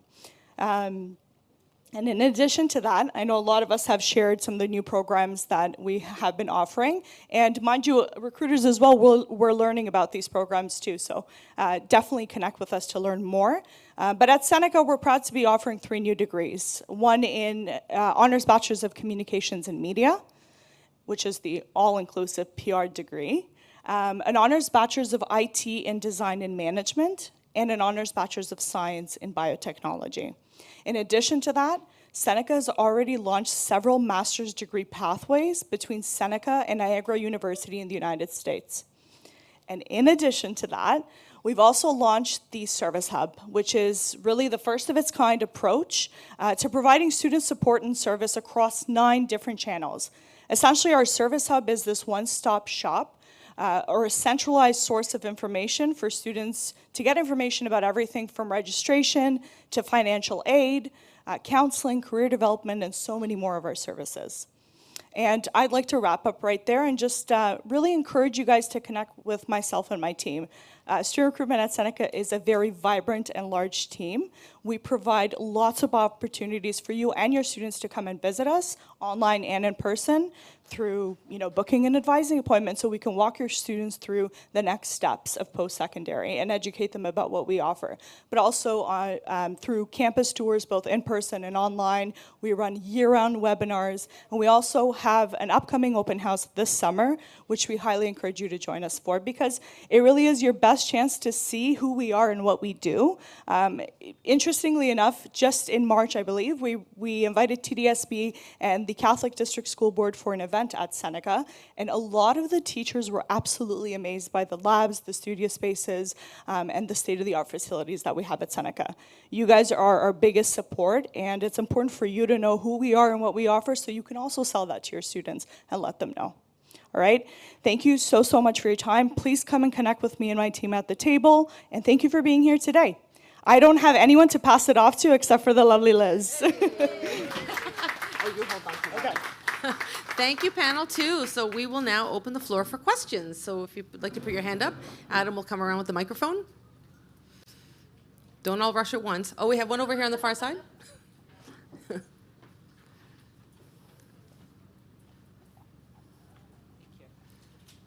So I'm new to this guidance counselor thing. So pardon my ignorance and please be patient. Thanks. I have a number of students who've come in their last year of high school, and they come with E-level courses. And the question that I've been getting is, what are my options? I want to go to post-secondary, I want to go, but they don't have the C, the M, or the U courses. So what do your colleges offer these students who now want to look at a post-secondary pathway? Excellent. So we'll start with Sam and then work our way this way. Thank you for the question. It's a great question. Cambridge College offers a pre-trades program. So this is a one-year program that Essentials workplace level students can get into. Upon proper completion of this one-year program, students can get into any one of our skills trades and our engineering, technician, or technology programs coming out of school. That includes our power line technician program. So again, students who get into more of a trades or engineering focus can do this, and they also get to explore a little bit of all the trades as well. So that's what we have for the Essentials and workplace level student. Also, academic upgrading. I think most schools have, but we have free upgrading on campus for students. So if students are missing, an English or a math to get into any program, they could do a free upgrading program through us and get those credits. Thank you very much. Thanks for the question, and also welcome to the role. This is an exciting new journey. At Durham College, in terms of options for those who might be studying in workplace, while we don't have anything if they're coming directly out of high school, once they reach the age of 19, that's when they can start taking advantage of that academic upgrading service, and then really solidify their foundation before entering one of our programs. And they might be interested at that point going into one of our more foundation programs like computer foundations, trade fundamentals, pre-health, especially if they're feeling like they might need to upgrade or reskill. So when they're entering into a college program, they're a little bit more confident with the knowledge they have. Yeah, very similar answer from me. So we have many preparatory programs. You'll find them in our view book at the back in the admission requirements. So you'll say minimum requirements as stated below, which will mean they do not have any specific credit requirements. So that would be things like pre-technology, pre-media, any of the techniques programs, electrical techniques, plumbing techniques, carpentry techniques. General arts and sciences is another really broad one that students could take both in person and online that could lead to future university studies or college studies. And to a point earlier, if your students are aging out of the high school age, they're 19 and they aren't finishing or they're not getting those credits, there's many of these programs where they would be admitted without even having their OSSD too. So that's something to consider if it doesn't look like it's going to happen for them along that traditional kind of pathway from high school. As soon as they're technically an adult at 19, they're going to get into a lot of these programs without having completed that. Welcome to the role. So at Georgian, we offer community integration through cooperative education, or CICE. It's sort of a specialized program for students who either have developmental differences or different learning needs, and it's intended to activate them to give them the essential skill sets that they need to be successful in either entering the workplace or potentially moving on to other studies. Upgrading at Georgian is referred to as academic and career preparation, and as was spoken to by my colleagues, it's an amazing option. Generally, it does have to be students that are over the age of 19, but I'm sure this isn't new information, but just I think it deserves being said again and perhaps can be reiterated to any students that you are speaking with. Everybody will engage in education at a different age and different stage, and what might not make sense to them when they are 16, 17, if they come back at 19, they may find that once they can understand why they're learning something and how they're going to use it with a hands-on applied application, they will find their success. So I'm sure that you guys are already doing this to continue to, drill down, work hard, continue to, don't self-eliminate. There are options, even if it must be something like an academic upgrading after the age of 19. But continue to ask those questions. But at Georgian, CIC is the only program that we offer that has access to workplace or essential level credits. Hi. So we have a great option, Bridge to College Pathway. So this is for students in the workplace stream. It's a great pathway to some NC programs, which I'd be happy to talk with you about later. The requirements are 60% in grade 12 English, or they could have their OLC 4.0. Okay, and not really much to add to what already has been said, but we do have also a fantastic academic upgrading program. And in addition, so that academic upgrading, is for certificates and diploma programs. But then if you have students who are interested in landing with a degree, we also have free grade 12U math and English, which they can take to meet those requirements for a specific degree. But in addition to that, absolutely recommend that maybe they wait till they're 19, they're a mature applicant, and that way we only do English and math pre-admission testing depending on the programs that they're going into. Thank you. Any other questions? While you're thinking about it, I'll ask the same question to panel 2 if you would like to just walk us through some of your hidden gem programs. We'll start with Natira and walk back that way. We have. If this works? Yeah. Okay. We honestly have so many. I will just really briefly maybe mention 3 and talk about something more specific, but we're really known for our flight attendant program, our aviation, We're one of the only colleges to provide a CIA degree in crime and intelligence analysis. But I'd really like to shine some light on our 2- and 3-year mechanical engineering programs or engineering technology programs, because we have such great partnerships with the 2 German manufacturing companies, Siemens and KUKA, who really not only employ our students afterwards, but we get to use their technology in our classrooms, and it really does make a difference. It helps students who are interested in intelligent automation, and really, they're helping us create the leaders of tomorrow. And I think it was someone else who said, they don't want their job to be replaced by AI, but I think these are one of the programs that will do just that. Well, Liz, I'm so glad you mentioned, because we too have a culinary program. So one of our hidden gems is a culinary food innovation. So this is for students who want to go into the culinary stream, but maybe they don't want to work in a restaurant. This is more on the manufacturing side and food science. Then we have a photonics technology program, a study of lasers and lights. It can go into so many different industries like optical surgery, military, so many different options. So, yeah. Thank you, Jazz. I love getting asked this question. It just speaks to the breadth and the diversity of program options that are available. I learn something new every single time. Like Natira, there's a bunch of really interesting ones. We do automotive business for students that are really engaged in the automotive sector.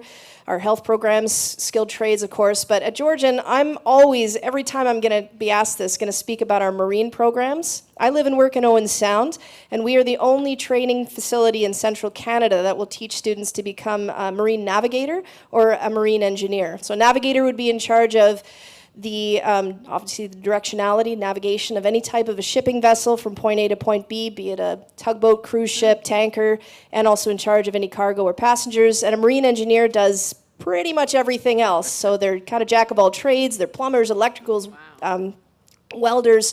They manage a mobile power plant. It's an incredible career. So I am happy to talk more about that if anybody has any questions. And both programs are 3 years and offer co-ops. It's phenomenal. Over to you, Riker. Yeah, I don't think the Thames River is going to accommodate those programs, so we don't have anything like that. But I do have 3 that I wanted to highlight. So the first one's really one that I just find personally interesting. It's our Honors Bachelor of Environmental Design. So this is a really broad degree program. Again, there's a college pathway. Students could start in GIS and urban planning if they wanted, 2-year diploma, and then transition in. This is a program with a really broad appeal. So, it could be everything from building playgrounds to office environments to nature reserves. There's really a lot of applications for it, and those students are going to get upwards of 16 months of paid co-op by the time they graduate, so they're well equipped to go on and work or to do future master's study. Another degree is our biotechnology degree. So if you have any students who are considering medical school or they want to work in a like a medical research capacity or with pharmaceuticals, that's a really great option. And once more, there's a chemical lab technology diploma that they can pathway through from. And then the other one that Fanshawe is really well known for is, or maybe it's not and it will be now, is music industry arts. So we have the oldest music production program in Canada and the 3rd oldest in North America. It has produced Academy Award winners. If anybody watched Bohemian Rhapsody, sound mixing was done by one of our former students. They won an Academy Award for that. Also Whiplash and Master and Commander. They also had the first woman to win the Hip Hop Album of the Year at the Junos last year as a graduate from our program. And the coordinator was nominated for a Grammy for producing a Cranberries album. So they do some really cool stuff there. It does have a supplemental component though, so if you have music students that want to apply, they do need to have some knowledge of production stuff. We can talk a bit more about that at my booth. Seems like I have some shows to watch on Netflix later. So 2 hidden gems at Durham College. First one I want to mention is our Honors Bachelor of Construction Management. I think the narrative is going on right now. There's a lot of demand when it comes to people who are working in skilled trades. So we're going to have a lot of new people entering this workforce who needs a strong leader. And that's what this program is really designing itself to do. So in the program, you're going to be blending yourself with a theoretical knowledge so you know how to lead and support these individuals. But then on the flip side as well, you're going to be learning those core competencies when it comes to management. So students can become a site super. They can be working more as a general contractor role as well. So basically really finding a way of being able to lead the next generation of those who are working in skilled trades.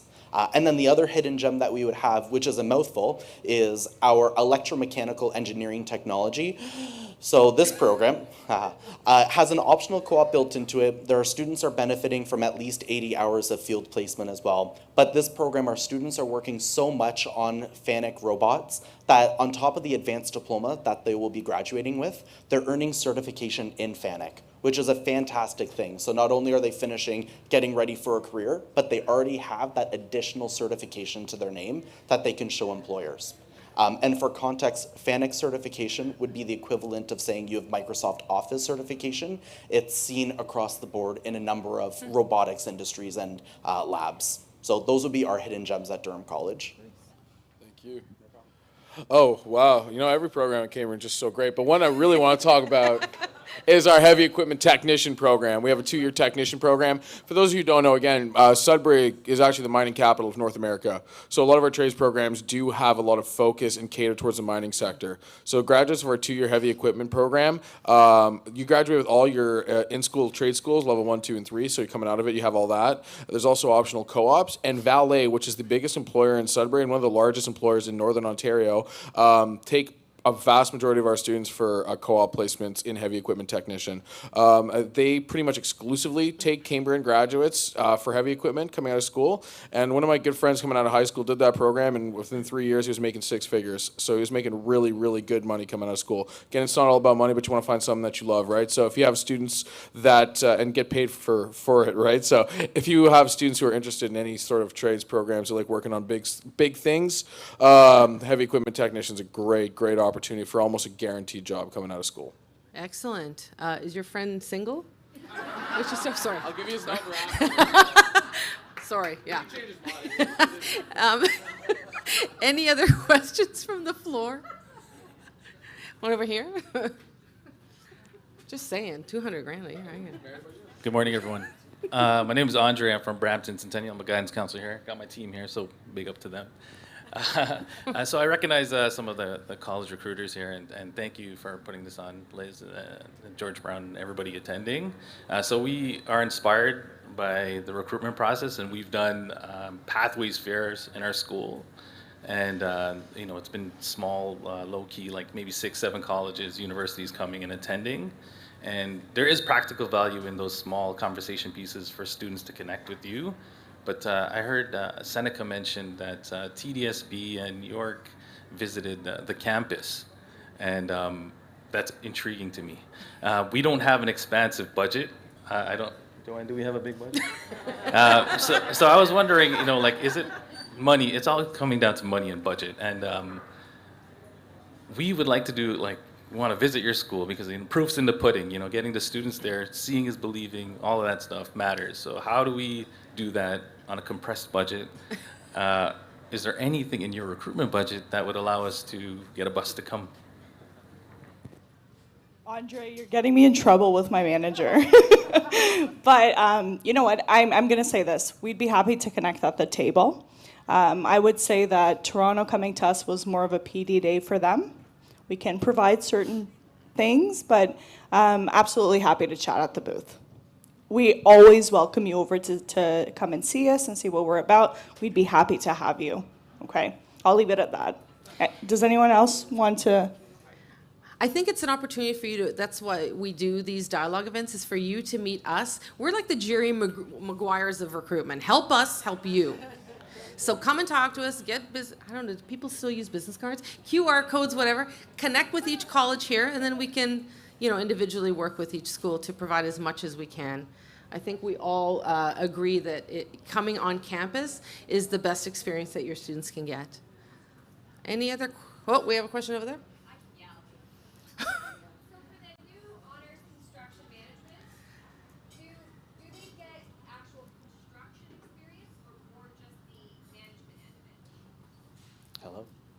We're good. So it is going to be a blend of both. So they are going to be getting the theoretical aspect of construction, but then there is going to be that leadership component too. It is a 4-year program, so they are getting a very comprehensive education. Plus, the other great thing about it as well is being situated at the Whitby campus, that's where all of our other trades programs are.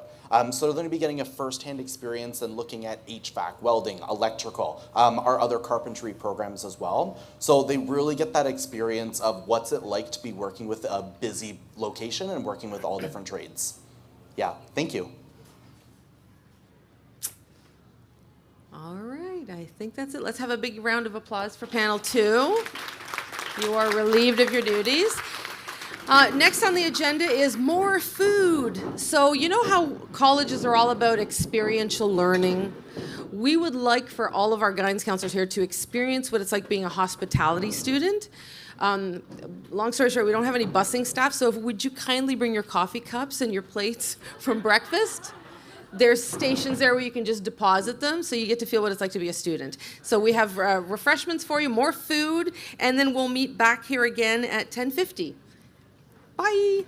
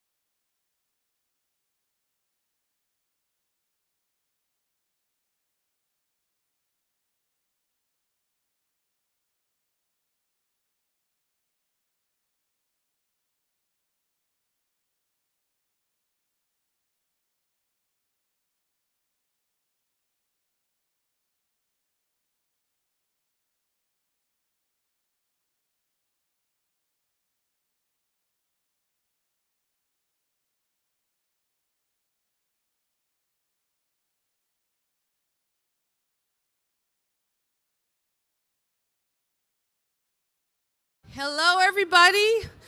We are going to get started in a few minutes, so if I could get panel 3 to come up to the stage, please.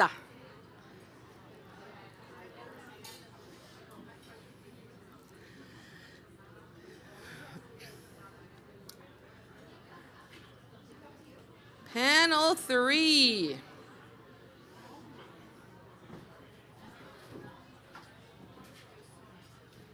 If you can go in the order that you're, so Canador first.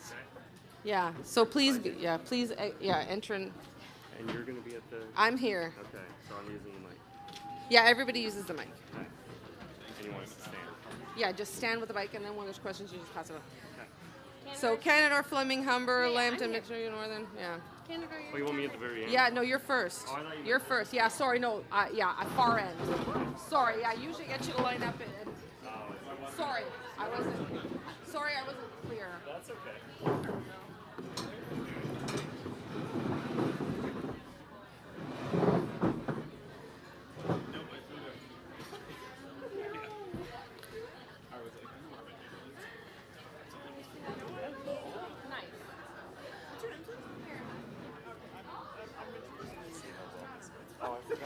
All right, everyone, we are going to continue.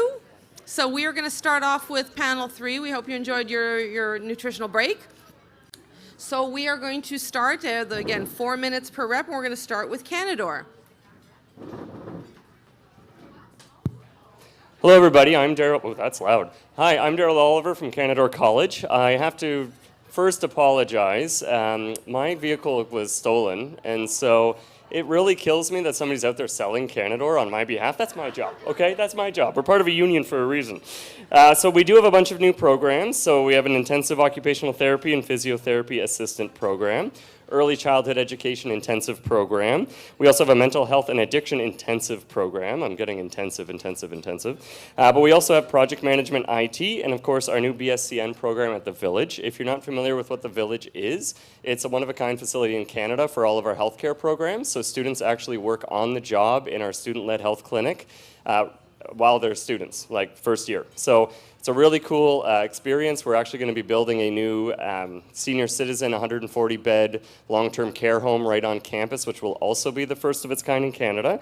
So pretty cool. In fact, we also use senior citizen VIPs, we call them, and they are awesome. I did not expect students to love the VIPs as much as they do, but boy, do they love them. So my job's a lot easier now because of that.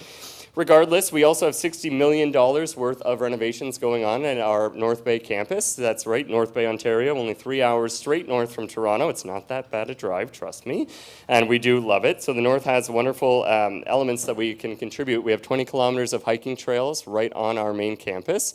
We also share that with Nipissing University, so it's a wonderful resource for people to do pathways. You can do your college first, which is what I always suggest, because most college students are doing a hands-on activity. Get that experience first, what they truly love, and then move on to the university.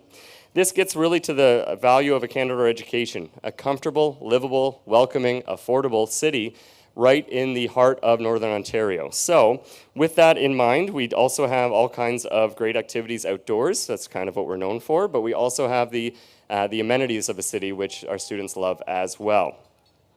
Some of my favorite programs really get back to the basics, and I believe we're going to be asked this question later, but I'm going to answer it now. So our fundamentals programs, we have aviation fundamentals, we have business fundamentals, and we also have trades fundamentals. And so if students know they love aviation, and as an example, but they don't know what they want to do, that allows them to basically get the experience that they need in that area, kind of getting a bite-sized sample of each area, and then they make a choice, and typically it doesn't result in any longer of a program. So they move into year 2 typically of that program, whether it be aircraft maintenance as an example. So that's why I love those programs, because if you love the area of the trades fundamentals, you love trades, that's awesome. And then once you get a job, you've got some experience with electrical, you've got some experience with welding. So it really gives you a heads up on other competitors when you're going to get jobs afterwards. We also have really cool graduate diploma options like functional genomics and clinical consultation, a program area where students get and also study samples of DNA right on the spot. So really cool as a really small institution to have that facility right on campus. And we also have our post-production Dolby Atmos movie theater, again, the only one in Canada. So a really great opportunity if your students are interested in movie making, in media design, all kinds of great areas and experience where they're making their own movies with $100,000 cameras free to use right on our campus. So with that in mind, we do still have guaranteed residents. They just have to apply by May 1st. Full kitchen, only one other roommate, really great. Only a 10-year-old building, so it's really great for them to move into.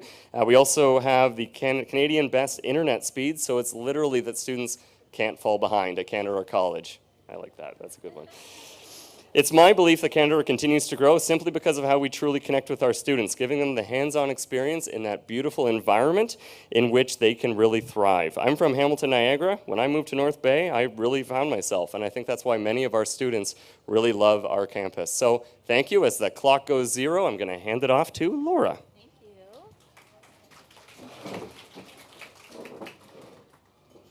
Hello everyone, my name is Laura Wilkes and I am a student recruitment officer at Fleming College, and I'm also a proud graduate of Fleming, so I'm really proud to be here today representing Fleming College. So you can find us on page 25 in the College Dialogue book. We have 3 beautiful campuses to serve you. So our largest campus is located in Peterborough. Our programs there are our trades programs. We have business, healthcare, law and justice, community service programs, and general arts and science. And then at our Lindsay campus, this is home to our environmental and natural resource science programs and a few of our trades programs. And then at our Haliburton campus, this is all our art and design programs. So we are a mid-sized college, so we do offer that close-knit community where our faculty will really get to know your students by name, with the small class sizes as well. Many of our programs have a common first semester, which offers flexibility within our programs for our students to start in a program, and if they decide it's not for them, they can switch for semester 2 into another program within the same school without losing any credit, time, or money. At our Kawartha Trades and Technology Center in Peterborough, this is an incredible facility. It is 87,000 square feet. It was about $33 million to build it, and it houses all of our trades, including carpentry, welding, electrical, plumbing, HVAC. If you have students that are interested in trades but not sure exactly which way to go, we do have a 2-semester trade fundamentals program. It is a workplace level program where students can start in this program and earn credits towards future trades, diplomas, or certificates. We also have incredible agreements with Trent University in Peterborough with our business programs and our law and justice programs, where they can actually start 2 years, complete a diploma at Fleming, and get right into 3rd year at Trent University and complete a degree in just 2 extra years. So in 4 years, you have a diploma and a degree. Many of our law and justice programs are supported by our scenario lab. So our students get really great experiences doing crime scene investigations. They get to work in our jail cell. We have a baggage x-ray machine, and we also have a courtroom right on campus too. So really great experience for our students. At our Lindsay campus, we have been the leader in environmental science for the last 40 years. So our students also have really competitive, great co-op options in these programs, flexible delivery, again, with that common first semester. And they also have the option to compete to go on global experiences. So some of our students just went to Costa Rica and they studied the migration patterns of sea turtles. We also have co-op opportunities for our students to go to South Africa and work at the Ascari Conservation with exotic animals. So incredible opportunities at our Lindsay campus. We are the only college in Canada to offer the resource drilling technician program as well. So this is a diploma program, and because we are the only college to offer it, our grads are very sought after. So our graduates are often seeing job offers with an annual starting salary of about $100,000. This program also goes hand in hand with our workplace level blasting program, where they can do a 2-semester program, get right into 2nd semester of drilling, and in 20 months they can get a diploma and a certificate. We also have the Indigenous Perspectives designation embedded in 35 of our programs. So this is a more in-depth knowledge of our Inuit, Métis, First Nations cultures, histories, traditions, and shared contributions to our society, where when they graduate, they actually get a designation on their diploma. So if you would like to learn more about Fleming, please come check me out at my booth, and I'd be happy to answer any questions. Thank you.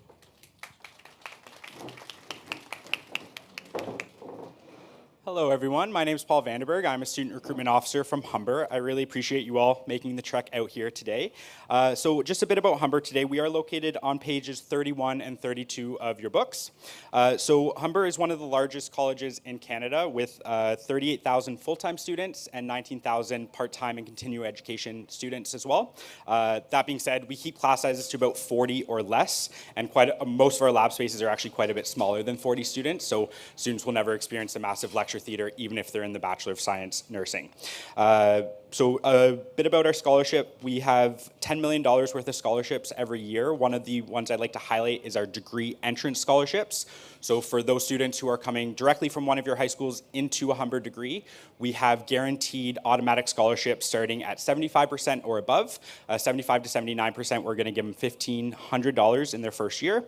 80% or above, that's where the renewable scholarships come in. So starting 80 to 85, we have $2,000 and it goes up to $4,000 for 95 plus. At Humber, they maintain an 80%. They keep getting that same amount every year. So they don't need to keep hitting 95 to maintain that scholarship fund. Again, we have $10 million of scholarships. That's just one example. So we have scholarships across the board for all of our full-time students who qualify. 80% of our programs at the diploma level do guarantee work placement. 100% of our degrees have that guarantee as well. Our Bachelor of Engineering programs, we have 3, have a guaranteed 12-month paid co-op in the 3rd and 4th year. So that's a really exciting development. Also has a common platform, so students can start in one and move to another without losing those credits in the first year. So we do have a few programs listed in the book. A lot of them are postgraduate, so I'm not going to list them all today. But we do have some undergraduate programs that I would like to highlight. Bachelor of Science, Biomedical Sciences. That is starting in fall 2023. This is a 4-year degree for everything outside of nursing. So students who are interested in med school, maybe they want to go into pharmaceuticals, clinical research, you name it. We also have a 2+2 pathway for that program. So they can do the 4-year degree, spend about $7,000, $8,000 a year, or they can do the biotechnology diploma, which is about half the amount, 2 years, and then bridge right into the 3rd year of the degree. So they get both in 4 years flat, same as that entry degree student as well. Some of our new developments, we do have the Humber Cultural Hub that is being built at our Lakeshore campus. So it's a massive space for our music students, acting students, theater production students, you name it, film students as well. So they're going to have a 500-seat performance space, a few smaller spaces, as well as new residences, which we're really excited about.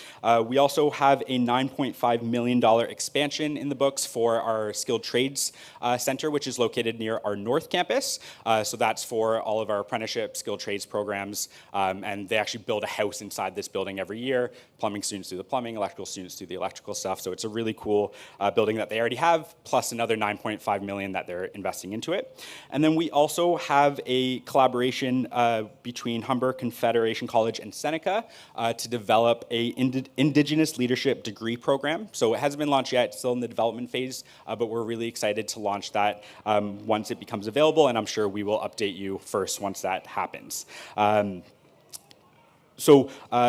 Not to get too far into the weeds here, but we do typically allow students to apply for any program if they have university credits, diploma programs, certificate programs if they have college or mixed credits. But we also have over 100 pathways allowing students to move between those credentials, and a lot of them are becoming 2+2s, which means they get both credentials in 4 years flat. So without further ado, I'm going to pass it over to Lambton, but I would love if you came to visit me at the booth, and then if you have any questions going forward, you can always reach out to us at student.recruitment@humber.ca. Okay, I have to apologize for 2 reasons. One, I threw out my card. I thought it just noted where my table was when I put my banner up. I was like, I know where it is now, so I'm just going to throw this away. Turns out I needed it up here. Second, I lost my voice, so if you see me take a sip, it's just because I don't want my voice to crack and have a room full of people laugh at me. Okay, so my name is Brady Chambers. I work in recruitment at Lambton College.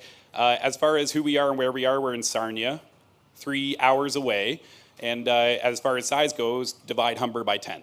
And you'll have Lambton. We're about 3,800, 4,000 students. Personally, that's why I chose to study there. I do presentations for grade 12s, careers classes, all sorts of different types of high school folk. And in the careers, we found a pretty fun thing that I want to share with the group today. My colleagues heard this yesterday, but everybody else in the room, I think it's important to know. I love to ask the question, who is the most educated country in the world? Does anybody feel like yelling a name out? It's Canada, yeah, thank you. So a lot of people don't know that. Canada is the smartest country in the entire world. No matter which way you break that down, it's because of everybody inside this room today. So I just wanted to say thank you for literally making us the smartest country in the entire world. It's the initiative and the inspiration that you all give to your students that allows us to be that way. So why are you going to send students 3 hours down the 401? Lambton is positioning itself as a destination school for select areas, and we're doing that through value for time and value for money. So firefighting, for example. We are the largest live-fueled fire training facility in the entire country. If there's any student sitting in your office saying they want to become a firefighter, they should do the justice of exploring Lambton, because they will go to the campus that has the largest space in all of Canada. The next closest is in Texas. They'll pay the least amount of tuition, and they're going to get in front of flames 35 times more than any other school in the province, and we have the only advanced diploma. We're also in Sarnia. Sarnia is home to 47% of Canada's petrochemical industry. So oil and gas in Canada, half of it is in our backyard, and we are a technology and trades hub for that reason. Valued for time and money, again, I'll talk about millwright, which, if you don't know, is the highest paid trade in the entire country. It's also one of the few trades that you can decide what you want to do when you want to do it. Maybe that looks like repair and maintenance, or maybe that looks like programming robots. You decide what you want to do in that trade, which is kind of cool. Our program gives all 3 levels of apprenticeship. So why would someone go to college for a trades program? Is because they're graduating with an employer in hand from their paid co-op opportunity in all likelihood, and that employer never sends them back to trade school. We're the only school that does that in 2 different provinces. We have 3 out of 4 levels in Alberta. So a student could come to Lambton, graduate millwright, go out to Alberta, and they jump right to their 4th level as far as their in-school apprenticeship goes. We're the only place that does that. And we do that for all of our trades programs with at least their 1st level, and some of them up to their 3rd, like millwright or instrumentation control engineering, industrial automation. We also just opened up a brand new health wing. Nursing, I know you can take at a lot of different schools, but at Lambton, they'll be inside of one of the largest teaching hospitals in the province. It's 42 beds in total. We have 28 human simulaids that do everything but get up and walk around. They're the creepiest robotic humans you'll ever see, but they also, you can pull blood and do all sorts of cool things. Anyways, we have 28 of those. One of them gives birth. I'm sure other colleges have talked about experiences like this, but the difference is that we have an operating hospital floor on our campus where students work, and it's mimicked to be the exact same as our placement partner, which is Blue Water Health, which happens to be the 32nd top hospital in the country at the moment. So it's very realistic, it's very fun, and our students have higher success rates. We also accept straight from high school. We do not require HOAE or CASPER testing, and our grade point average is about 80 to 85% in a given year. So it's a very achievable option for students, and they have a higher likelihood of actually passing their NCLEX or passing their CNO exam after they finish the RPN program. Last thing I want to leave you on is research. We are Canada's top applied research college for student paid positions. We're number 3 overall. We've been a top 3 school for the past 5 years now. So this is a common thing for us, but the most important one is those paid student positions. We hired nearly 10% of our student cohort last year to conduct research, and those jobs are very good and very fruitful. Okay, I'm going to pass it over to Michener. I'll be hanging out later on. Please come see me. Thank you. Thank you. Hello, everybody. My name is Emma Chang, and I'm the Student Recruitment Officer at the Michener Institute of Education at the University Health Network. Michener is the only public post-secondary institution in Canada devoted exclusively to applied health sciences education. We're a leading partner for the Ontario healthcare system and beyond. We prepare graduates for a lot of different jobs, such as anesthesia assistant, chiropody, nuclear medicine, magnetic resonance imaging, ultrasound, respiratory therapy, you name it. All those weird healthcare professions you probably don't really hear about a lot, we've got them at our school. I wanted to share a brief alumni story with you all. So Stephanie Fennick was a graduate of Michener in the Medical Laboratory Sciences program in 2005. She went on to complete a Bachelor of Technology degree, as well as a master's degree in health informatics. This education kept Stephanie ahead of healthcare technology trends and led to her current role in a medical technical specialist field in routine hematology at St. Michael's Hospital. Stephanie said that being in an environment that encouraged risk-taking and being true to yourself so early in her education is what led her to the medical laboratory profession. She says that Michener showed her that it was what she brought to the conversation that mattered the most, and that she wouldn't be where she is today without that experience. So most of our programs do require either 1 or 4 years of university study or training in a regulated healthcare profession. This means that most of your Ontario secondary school graduates will come to us after their first or fourth year of university study, but we do offer 4 direct entry programs as well, and I would be happy to talk to you about them at my booth. Michener admits about 400 students each year, including our partner, the University of Toronto, which also offers 3 medical radiation sciences programs. We're proud to have a retention and graduation rate significantly higher than the provincial average, as well as above average student satisfaction rate year after year. All Michener programs provide simulated in-person experiences, as well as mandatory clinical rotations as a part of the curriculum. Our integration with the University Health Network means that our students, educators, and alumni are constantly being exposed to a highly regarded national and international source for patient care. Michener's continued commitment to quality education means that the majority of our programs are fully accredited and that our students are exposed to cutting-edge technology.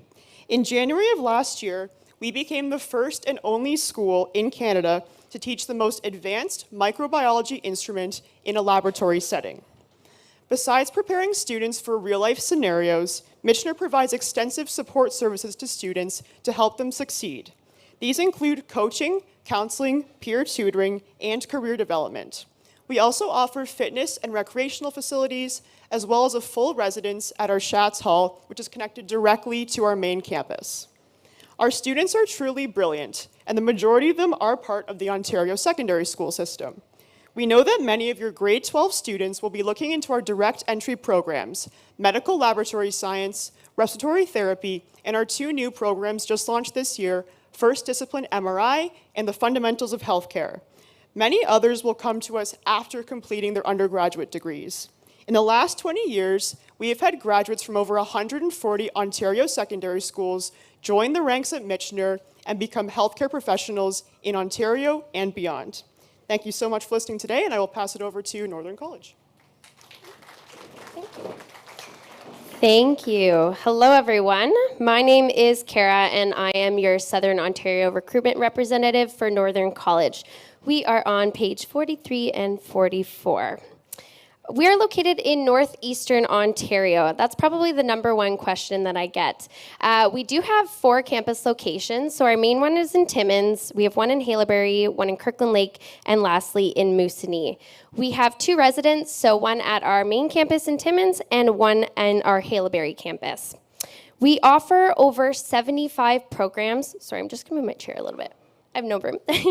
We offer over 75 programs and over 200 pathway options in areas such as business and office administration, community services, engineering, tech and trades, health sciences, so this includes the RPN program as well as our RN program, emergency services, so that's our police, our fire, and our paramedic, and lastly, our veterinary sciences. So we have animal grooming, vet assistant, vet technology with a wildlife rehabilitation component, and lastly, our graduate certificate in companion animal physical rehab. As Ontario's smallest public college, our campuses and intimate learning environments create a sense of community for our students and allows them the opportunity to be on a first-name basis with their professors, which they love. We pride ourselves on offering 6 distinct service areas with multifaceted programs and initiatives designed to meet the needs of our students. So these areas include academic success, accessibility, student life, mental health, Indigenous, international, and housing supports. Now, one major perk about being the smallest college in Ontario is that our students receive the supports that they need when they need them. So that means no long wait times and no waiting lists. And we do have a Proud to be Northern Entrance Award. So we actually ran this for a couple years, and we are happy to announce that it will be happening for an additional 3 years now. And this is for any students that enter a diploma, advanced diploma, our Bachelor of Science in Nursing program, as well as our fire program. They will receive $1,000 or $1,500, depending on the program, automatically off of their second semester tuition. So they don't need to apply for it. It just automatically comes off of second semester. And for our Indigenous learners, they will automatically receive $1,500 towards any full-time programming, which is great. And this is all in addition to the $1 million that we give away annually in scholarships, bursaries, and awards. And I'm also proud to say that we are part of the Ontario Stay and Learn grant for our RN, RPN, as well as our paramedic program this year. New at Northern, we do have a health and fitness promotion diploma, a computer programming diploma, as well as our business agriculture diploma in collaboration with Algonquin College. And I'm really excited about this, but at our Haileybury campus, where our Veterinary Sciences Center is, we are in the midst of building a $1 million necropsy lab. So it's really exciting because we are going to have a lift in there that will allow students access to moose and bears, and they will be able to dissect those animals as part of our wildlife rehabilitation program. So totally unique to our area. With all that being said, it's not just about the classrooms, the labs, and the homework, but also about making the most out of the vast northern landscape that's right outside our doorstep. So if you have a student wanting a truly unique post-secondary experience, why not Northern College? We offer virtual appointments as well as virtual and in-person campus tours year-round. Please come visit me at my booth, and I'd be happy to connect. And I want you to learn why we are proud to be North and proud to be Northern College. Thank you so much. Thank you, panelists. We will now open the floor for questions. Adam is there if you would like. Put your hand up and he'll bring a mic over to you. While you're maybe, oh, we have one over there. Yep. I know from the first panelists that the Stay and Learn program is still really new, but wondering if you have any more information about that or what's connected to it at Northern. Anything like that. Hello. Hello. Oh, there we are. Yeah, Luann kind of summed that up pretty well with the knowledge that we have as well. So, 6 months for every year that this program is. I know applications are going to open up soon. It's best to really connect the students with our financial aid departments because I know that they're going to be handling that and they don't have to do that on their own. As long as they connect with someone in financial aid, we're hoping that they get the training soon too so we can help the students as well. But it's a really unique opportunity this year and I think we're all really excited for that. But I know, if you go on the Ontario government website, it will list every single program at the colleges that qualify for that, but that's all we have right now, unfortunately. Check. Okay. We also have the Ontario Learn and Stay grant. Just a quick note, we actually have seats left in our practical nursing program with the January intake that should be eligible. We'll find out for sure. The wording is very light, as you've probably seen on the Ontario Gov's website. But the January intake is part of the 2023-2024 cohort. We have seats left in RPN at the moment. So if you have a student who's 12X or grade 13 wanting to become an RPN, they have that opportunity to go to Lambton for free, and that's looking pretty good for some people. My knowledge, I don't know how much was shared. I couldn't hear from where I was standing earlier, but OSAP will backfill the cost of living expenses. It all lives inside the OSAP application. So a student will essentially be applying for OSAP, and while they're doing that, they're applying for the Ontario Learn and Stay grant at the exact same time. There's enough funding for every single seat in every single one of our programs, and then they'll apply for OSAP for backfill in residence if that's the case.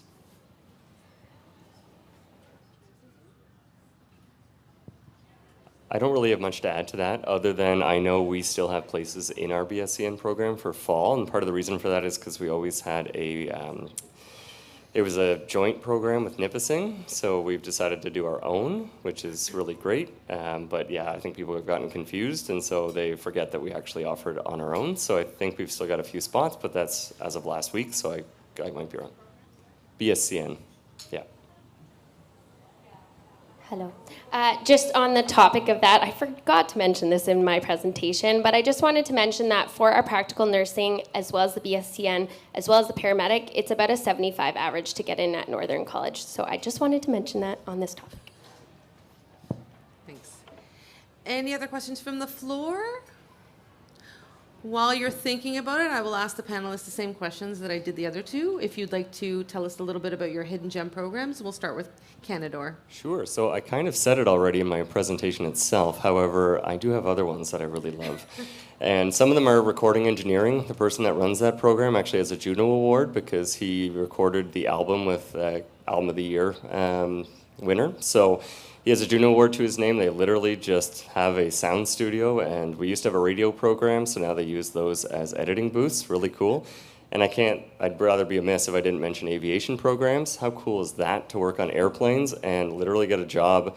We just had 2 in skills. They won gold and silver in their area, and they already have jobs well before they're even ending the program, which still hasn't actually happened yet. So a really great area to be aware of and to direct your students.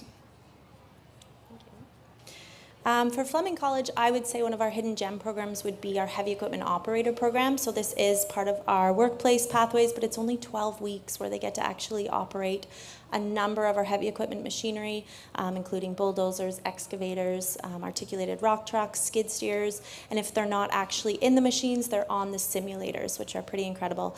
And we also have the heavy equipment techniques program, which is 3 semesters, so same working with those heavy equipment machines, but more the mechanic side of it, so overhauling and maintaining those big machines. Paul from Humber. I usually talk about the engineering at this point, but I already did, so I'll use this opportunity to talk about our funeral directing program. We are the only English-speaking college in the province with a funeral directing and embalming program. It also means we have a cadaver lab. We're the only English-speaking college in the province with a cadaver lab, which is also a huge benefit for our nursing students as well as our paramedic students. So a huge advantage over the traditional university program at Humber, small class sizes plus a cadaver lab. And then something else I just wanted to mention, when we relaunched the Bachelor of Science Nursing a few years ago to be a Humber-specific program, we had to put a pause on our RPN to RN bridge. So we relaunched that last year, and going forward, it is available for any student who has graduated from a registered practical nursing program in the province of Ontario from an accredited school. So any other college that offers practical nursing, as long as they're accredited, that student would be eligible for the bridge as long as they meet the minimum grade requirements and also pass the practical nursing exam. So that's it for me. Okay, so 3 programs. 2 are honestly difficult for high school students to understand, but have a lot of opportunities. So one is workplace safety and prevention, which is occupational health and safety. I wish it was in the title because it would be much more clear. But that program is a hidden gem because it's 2 years long, has a placement. Students graduate with their letters at the end of their name that say that they're a Canadian registered safety technician, but they also meet all of the educational requirements for the Canadian registered safety professional designation. That in any other setting requires a 4-year degree. I know that TMU has a very good occupational bachelor's program in health and safety. This is a 2-year program that gives them the same advantages as far as the Board of Canadian Registered Safety Professionals. So occupational health and safety people could spend 4 years in school or 2. It's up to them at that point with a program like workplace safety and prevention. The other one is electrical engineering. However, we call it instrumentation and control engineering, technology, industrial automation. Fun fact, the longer the title, the more money students make. So just use that as like a guide when you're looking at program guides. But it is applied electrical engineering. So I find from conversations with students that people often go to common ideas like electrical engineering, but what they're envisioning is themselves working in a field, installing, designing, and putting things in place, and that is what instrumentation is all about. All 3 levels of apprenticeship covered, 2 paid co-ops. Students typically make enough to have money in the bank after they pay for their school. They're anywhere from $27 to $40 an hour at places like Bruce Nuclear, Nova Chemicals, all sorts of fun places. Last one I'll leave you on is social service worker. Not a hidden gem because it's available everywhere, but it is at Lambton because we have a 2+2 with King's College for a Bachelor of Social Work. 2 years with us, 800 hours of placement, 2 years at King's, and they walk out with their BSW and their social service worker diploma from Lambton. That's going to show up on their resume in 2 different lines, and it's going to take them the same amount of time as if they went to King's from day 1 out of high school, but they're going to pay a lot less and have a lot more guideship through it.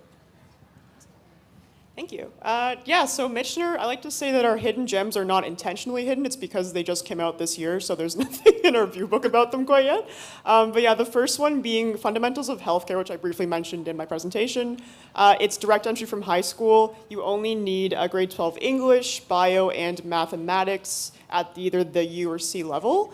And it's actually for people who maybe kind of want to transition into healthcare studies, but they don't really know like if they want to do it yet. So we have like intro courses like anatomy, public health. There's a CPR course in there. There's also a chance to do a really cool apprenticeship at different health places, just so you can get a sense of like what you might want to do in the healthcare industry. The next one is our new MRI First Discipline program. So our MRI program used to be just a post-professional program, so you can only get into it after you'd already been in imaging and working. But now we have a new MRI First Discipline, which means that you can get into it directly from high school. There's actually 3 pathways to it. The first is a high school pathway. The second is 1 year of undergrad. The third is if you have a pre-health sciences pathway to a certificate or diploma from a college. So yeah, that's really, really cool. We'll do the fundamentals of MRI before we actually put you, into the MRI profession. So yeah, I'll pass it on to Northern. Thank you. While my colleagues were speaking, I changed my mind like 10 times. Okay, so kind of want to echo what he said here about instrumentation. We have a really cool bridge between our 2 diplomas. So we have an electrical engineering technician program, as well as our control systems or instrumentation program. And what we've done is if students do take the 2-year electrical first, they can get the instrumentation in only 1 more additional year. Unfortunately, it doesn't work the other way around. They do have to start with the instrumentation and then go to electrical. But like he was saying, a lot of students don't understand this profession, and it is such a great career opportunity. My father is actually an instrumentation and electrical lead, and he works in OPG, he loves it, and he really tries to explain it to me, and I still don't get it, so I'm trying my best. But if we could all work together to help students understand, that would be great. Thank you. Thank you. Any last question from the floor? Ooh. Oh, that's loud. Mishner, can I just, hi, I'm over here. Just wondering about, did you say that college courses for the, what is it called, that? Fundamentals? So college English and college math? Yeah, okay. So for fundamentals of healthcare, it's grade 12 English, biology, math at the U or C level. Sorry. Good. All righty. Can we call for a motion to stop? We're good? It's right? Okay, yeah. No further questions from the floor. Thank you to panel 3. Thank you. I'll ask panel 4 to come get ready to come to the stage, please.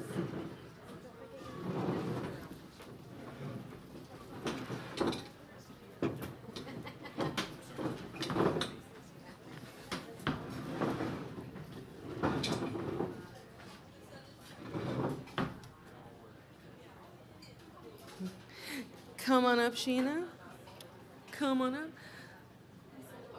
Yeah, so there's only 5 of you, so you don't have to leave one. Yeah, if you want.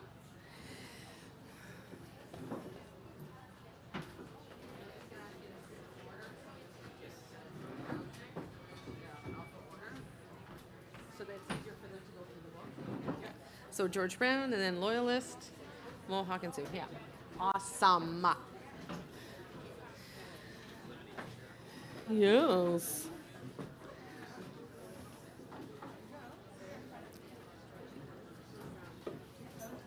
Yeah, that's why I pulled the chairs out, so it'd be easier for y'all to walk in.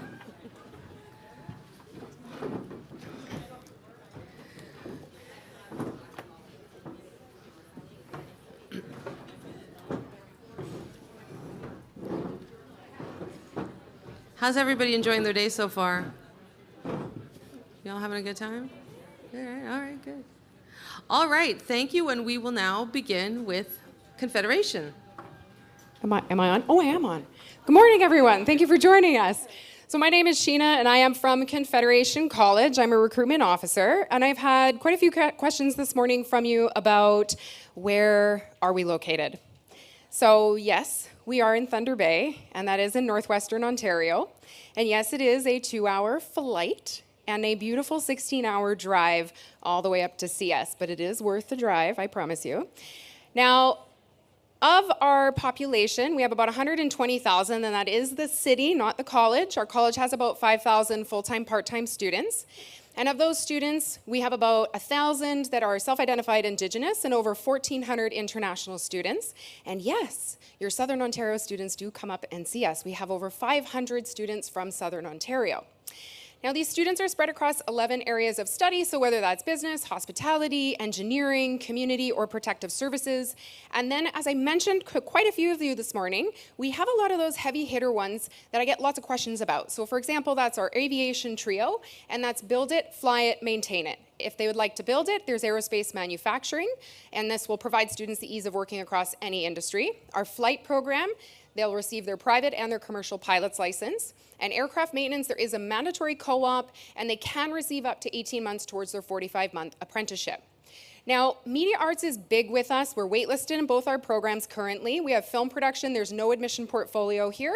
We also have interactive media development, 3-year advanced diploma. This is graphics design, web development, animation, virtual reality, as well as video game design. Very popular. Now, our health programs. These are big. We all know why. We've got 2 nursing programs. There's a 2-year diploma as well as a 4-year Bachelor of Science in Nursing degree. Medical radiation technology, paramedic, dental hygiene, and assisting, so quite a few here. And we are the North. Natural resources is our forte. So where better to do environmental or forestry technician? They're both 2-year diploma programs, but you can do both in 3 years for a dual diploma opportunity. We also have 5 1-year quick and dirty skilled trade certificates with pathways to apprenticeships. And if you're looking for Indigenous-specific programming, we do have Onechagewin Indigenous Services, Aboriginal Community Advocacy, as well as Aboriginal Canadian Relations. Our preparatory programs, we have, of course, pre-health, pre-tech. If your students have workplace or essential level courses, we have college access, general arts and science, mature student assessment, as well as academic upgrading. We have joint admission pathways with Lakehead University and lots of articulations that students can move on afterwards in a more formalized 2-in-2 environment, for example. Oftentimes when I'm looking at what are the advantages of a student being at Confederation College, we look at things like 99% of our programs have at least one Indigenous learning outcome, and our competitive programs, the one that waitlists every single year, our averages are not quite as high as everyone else's, only because of our location, so it's a major advantage.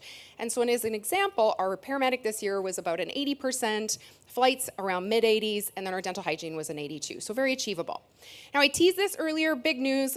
As of fall of 2023, we have started the standalone 4-year degree in nursing, Bachelor of Science. We're very excited about this. This, along with our 2-year program, they are a part of this Ontario Stay and Learn grant we've heard a lot about this morning. And I will share with you guys that one of my goals over the past 8 years that I've been a recruiter has been to see every single one of these mannequins turned on. And I have successfully done that, except for one. And that has been our birthing mannequin, Noelle. And as I was telling this story yesterday, I realized this is probably something I'm going to have to wait on. Given that I'm going through my own family journey right now, I'm going to wait a few years. So that's it for me. I really have appreciated the conversations I've had with you guys today, and I hope if you haven't yet, you come see me at my booth down the hallway later. So thanks so much, Sheena from Confederation College. I will hand it on to George Brown. Thank you, Sheena. Hello, everyone. I'm Robin Papa from George Brown College, and yes, I just had to look down at my iPad to make sure I got that information correct. And it's so nice to be doing dialogues in person again, so welcome back.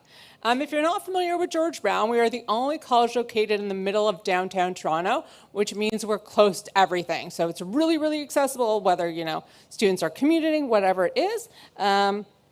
There's all kinds of details about us on page 27 of the book. So what I'm going to talk about today is not in there, so you're in for a surprise. Our facilities simulate real-world environments, which is what the college experience is really all about, whether that's our nursing labs or our student-run restaurants or our new LED wall that our students in our School of Media are going to be using, or are using, I should say. It provides the same rich video background, in effects and backgrounds like those seen on popular shows like The Mandalorian. It uses a software called Unreal Engine. It was used first in video gaming, so it's been around for a while. And it creates and projects these incredible backgrounds that are so real. I stood in front of it for our video from Dialogues last year, and it was quite the surreal experience, to say the least. So they're getting the best hands-on experience, whether they're doing it as actors, camera operators, cinematographers, or special effects experts. So they're really getting that full-on experience. Sorry, I made my font too big, and now. Another thing that we're known for is, of course, our programs. So we have over 200 different programs and pathways for students to choose from. And so that's to make sure that they get their career goals and they're working towards what they want to do.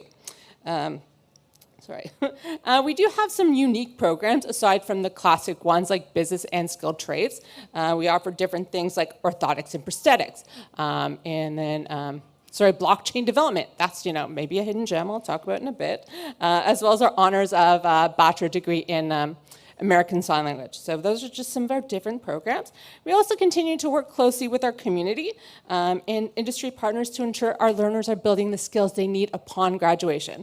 So for some of our graduates, that of course means starting their own business. So whether they're taking their ideas from that teeny tiny little seed to get started and working it towards that full-blown business ideas, they're working with a program that we have called Start GBC, and that's through our Office of Research and Innovation. And we're looking to connect students and alumni and the community together to begin help them support their business ventures and get them ready. So last year, over 2,700 students did work with,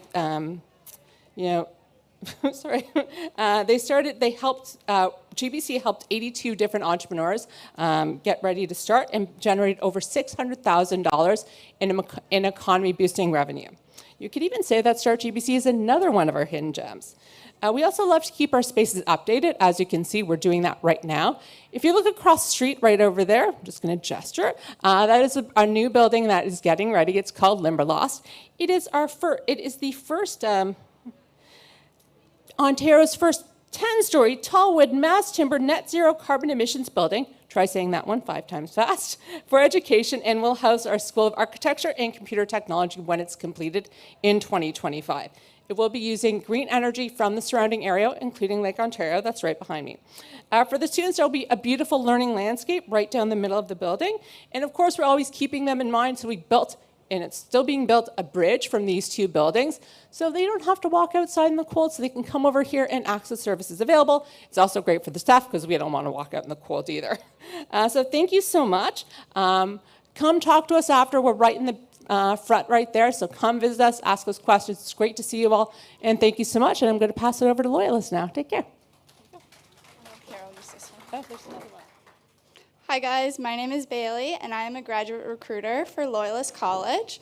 Loyalist is located in Belleville, so we are on the beautiful Bay of Quinte, close to Prince Edward County, about 2 hours east of here. Our we do have residents on our Belleville campus. We house about 580 students. They have a choice of apartment style or townhouse style. Preference, so our first year students will be guaranteed spots, and then second year after we go through our first year students. And each student gets their own bedroom as well. So we are opening up a brand new campus in Port Hope. It is located not too far from Belleville either, so they can still use the amenities in Belleville. We have programs for radiation safety, our general arts and science at workplace level, and then some business programs as well. We are a fairly small college. We only have about 3,000 to 4,000 students full-time. So we have 20 to 25 students per classroom, small classroom sizes. That gives our students a lot of opportunity for hands-on learning, as well as one-on-one learnings with professors.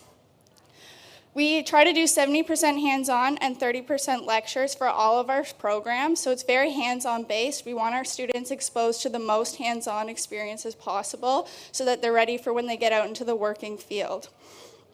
We have over 70 programs ranging from diplomas, certificates, and postgraduate programs. Some of our newest programs are our massage therapy, our mechatronics. We have our RPN bridging semester into Honors Bachelor of Science in Nursing. And then we also have our Bachelors of Science in Nursing, all 4 years done at Loyalist. We have a 92% graduate rate, so 92% of our graduates at Loyalist are employed within 6 months of graduation. A lot of our classes have placement opportunities, so most of our employers will hire on students right after placement. We have 100% employment satisfaction and 88% graduate satisfaction. We offer over $1 million in scholarships, awards, and bursaries. So we have entry bursaries this year, $750 for an entry bursary. We also have the highest varsity award. So any students that are athletes, they're eligible to receive $1,500 each semester they are participating in sports. So some of our sports are volleyball, basketball, cross country. We have a golf team, as well as our women's soccer and women's rugby. We also partnered with Quinte Skyhawks, so any students interested in playing football, they can totally come and play football and get a scholarship as well. We have great new renovations coming up, so we have the brand new restaurant and bakery run by our culinary students, so they get to experience what it's like running a restaurant. And it's open to everyone, so public, staff, and students. We also have Unwind, the spa. It's run by our spa and aesthetics management students, as well as massage therapy. They are 100% supported by our faculty, and they get their clinical hours and their experience right on campus. We also have our new varsity athletic facilities, including ice baths, individual change rooms for each team, as well as a brand new football field for our Quinte Skyhawks partnership. We have a state-of-the-art simulation labs as well. They are for our health science students, so we have both the off-wheels and the on-wheels ambulance, as well as a mock hospital and a mock apartment for emergency simulation assessments. So you're welcome. If you want to find out more about Loyalist, come visit me at my booth, and we're going to be having an open house this fall, and hopefully we'll see you guys there. Thanks.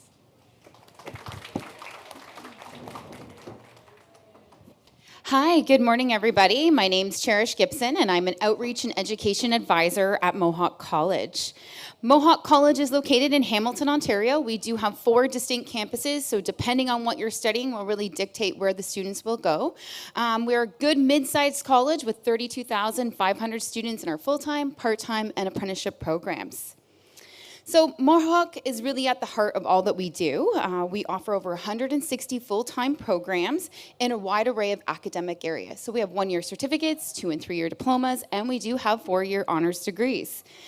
Included in that mix are 6 preparatory programs that will accept essential or workplace level credits. So these programs are for students to further their education, really build those strong foundational skills to help them apply to programs the following year. We also offer several pathway programs. We have over 200 articulation agreements with universities in Ontario, Canada, US, and abroad. So let's begin with what's new at Mohawk. First up is our Bachelor of Analytics and Data Management Honors Degree Program. I'm just going to back my chair up here for a second. In this program, it incorporates general business, knowledge found in our commerce programs, combined with computer science programming. This program really helps students in terms of focusing on how to use and apply data business for making business decision management choices. We also have our Game Design Advanced Diploma program coming out this fall. This program combines design, technical, and artistic skills used in the development of physical and digital game production. Looking ahead to September of 2024, we will be offering our Esports Administration Diploma program. This 2-year business program is designed to empower the next generation of esports professionals. Our comprehensive curriculum includes broadcasting, marketing, event management, team management, and sponsorship acquisition, and so much more. Other program updates regarding our first one up is the Business Fundamentals Small Business. So this is a 1-year certificate program, and now it's being fully offered online in addition to our in-person classroom delivery option. The Personal Support Worker and Occupational Therapy Assistant and Physiotherapist Assistant program are now being delivered at the Tansley Wood Long-Term Care Facility in Burlington, in addition to the Institute of Applied Health Science campus. This new location allows students flexible schedules with online classes and applied skills in a living classroom. We recently reinstated the PSW to RPN Bridge program. Students can once again progress from the Personal Support Worker Certificate into the Practical Nursing Diploma. This program allows students to integrate into the 2nd semester of the full-time nursing program by just doing 1 additional semester. Other exciting news at Mohawk is that we're excited to be launching our Future Ready Premium program, which really focuses on paving a direct pathway from college to career.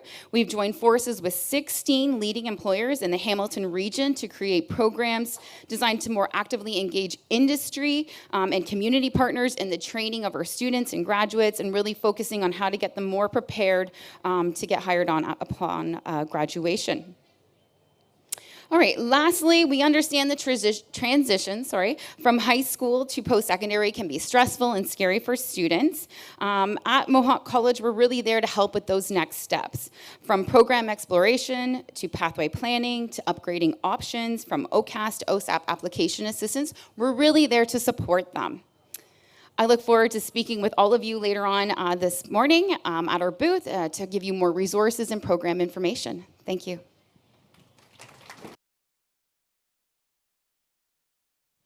Good morning. It's still morning, right? Last but not least, my name is Ray, and I'm representing Sault College in beautiful Sault Ste. Marie, Ontario. A short door-to-door 7-hour commute from here to my house, or 1 hour from Billy Bishop next door. With classes smaller than the provincial average of, we have 2,800 full-time students at Sault College. So if you find your students will benefit from one-on-one interaction with professors and teachers that are there to support them every step of the way until they graduate and walk across the stage.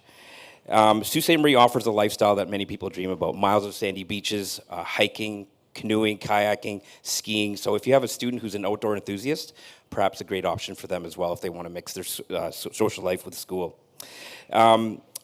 Some new programs at Sault College. We have a new business HR program and a business marketing program, as well as an environmental sustainability program.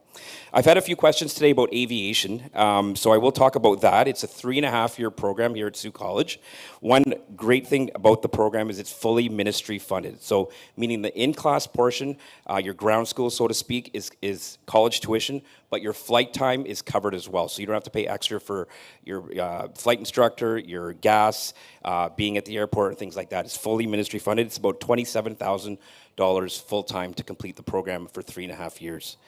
Our intake, I did ask our admissions office what our intake was. So any student with 70% or above last year got acceptance letters for that program. That does fluctuate depending on the incoming class, but that's a baseline that we have for this year. We've made investments in the program. We've added 2 new planes. We're up to 17 Zlinds now. That's the type of plane they fly. They say that if you can fly that plane, it's a very aerobatic plane. If in the conditions of Sault Ste. Marie and the weather systems and the geography, you can fly anywhere in any plane. We've also added 2 new flight simulators to total 6 now on our campus. The prerequisites maintained are still grade 12 English, grade 12 technology math, the MCT 4C, and the grade 12 physics. I would encourage your students, if they want to come into that program, to apply by February 1st. It is our only waitlisted program at the college, so make sure they apply by February 1st. Another one of our flagship areas is our outdoor studies area. So we call it the School of Natural Environment. So we have fish and wildlife, we have forestry, adventure, recreation. So if you have students who want to study outdoors, 50% of the learning occurs outside. And then we have our Bachelor of Science in Nursing program. That's not waitlisted as well. We recently became independent from Laurentian with that program. So we have a fully Sault College Bachelor of Science in Nursing program. And students will benefit from that. They're breaking ground soon on our brand new Health and Wellness Center. They're spending money on that. 2+2s. So we have a number of different options for students who want to do college, get the best of both worlds, do college for 2 years, and then go on to university. A number of different universities support us in that, including Algoma, our sister university locally. So you can do, for example, a business diploma for 2 years at college tuition, and then do BBA, wrap it up in 4 years at Algoma University. If you have students who are interested in sports, we have baseball, curling, golf, hockey, soccer, and esports. As well, students get to access our beautiful waterfront adventure center, which is located about 5 minutes from the campus. Everything's about 5 minutes away in Sault Ste. Marie. So you can do kayaking, canoeing, beach volleyball, pickleball, stand-up paddleboarding, all that sort of stuff, and enjoy the outdoors of Sault Ste. Marie. That's all I have for today. Lunch is going to be served soon. I'll hand it over to Liz, and I'll be at my table later. Thank you. Thanks, Ray. Thank you, panel 4. So we will now open the floor to questions. We have one over there. Hi, I just had a question about the PSW to RPN bridging program. Do you accept non-college students into that? There are adult high schools within, say, the TDSB that we offer a PSW certificate program that's already 27 weeks. Are those students eligible, or do they have to have done the PSW through college? Unfortunately, they're not eligible with the high school health schism. I know a lot of the students get that PSW certification through it, but we don't recognize it. Yeah. Any other questions? Yeah, one over here. Adam, right over here. Over here, over here. The Sue, talking about the aviation, you were saying the math is the MCT. It's, at least in our area, it's hard. A lot of places don't offer it anymore, like whether at our school or night school. And are you guys willing to take anything else, or is it? So college level wise, and we've asked, MCT 4C is the math that is required. If you have a student who can take the U level, we can accept students with calculus or functions or vectors. If they have to do it online or a different method than traditional classroom, we will wait for them and take their summer mark as long as they're going to be taking that course and proving that. And I'll second that. At Confederation College for our aviation flight program, it's the same requirements, and the MCT, that is the conversation I have right across the province. It's very hard for students to get that. So same university level, grade 12 courses, no problem. And if we have to wait as well because they're doing it online, that's not a problem. Any other questions? One over here. Just to follow up on that, when you say the MCT is difficult to get across the province and you're hearing that, is there any chance that you will change that requirement? So I was chatting with a guidance counselor earlier about that. When we look at what math we're offering for the courses and the course content of the college program, that is the math that's going to lead them into the most success. So if we were to drop that and pick up something different, it isn't doing the students really any favors other than gaining that admission, because they're just not going to be strong enough in the type of math that we need, which is, of course, opening it up to the grade 12 levels is at least something. And then we have other pathways, and one of my jobs is also being a full-time academic advisor for incoming students. So we go over all kinds of alternative pathways, whether that's online school, is it summer school, is it whatever those are. Maybe it's a pre-tech program, aviation, to get them into that. So I don't love them doing that just to get a math. So if they can do it in another way, we'll talk about that. Yeah. I will say, with MCT 4C, a lot of our schools, it's not just aviation, it's like mechanical, engineering, electrical as well that need that course. So. Any other questions? Maybe while you're thinking about it, I will pose the same question to this panel if you'd like to tell us a little bit about your hidden gem programs. We'll start with Ray. Thanks. Digital film production I like to talk about. So Northern Ontario, not a lot of films being produced or filmed there. But we have a digital film production program. It's about 25 students every year. You learn the screenwriting portion of things, filming, editing, and marketing your film.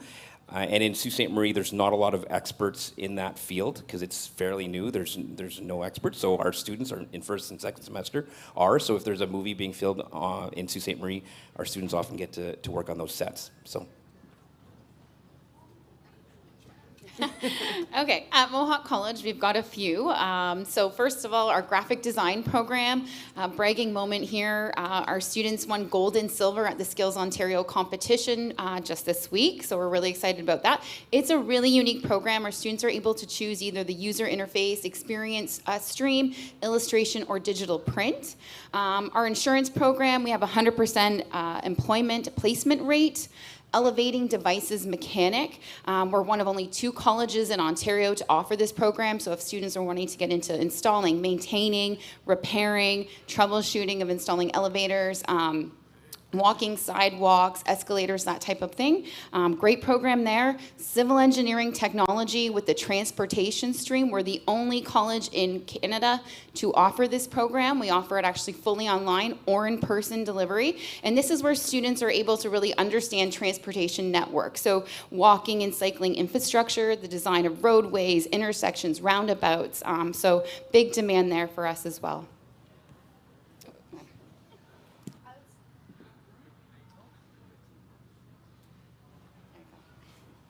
I would say our hidden gem is photojournalism. So this is the only program, we're the only college that offers this in Ontario. And I think we're the second one in Canada that offers this program. So it brings photography and journalism together. So it kind of teaches you storytelling, but also teaches you photography, and then also how to journalist, so how to become a journalist.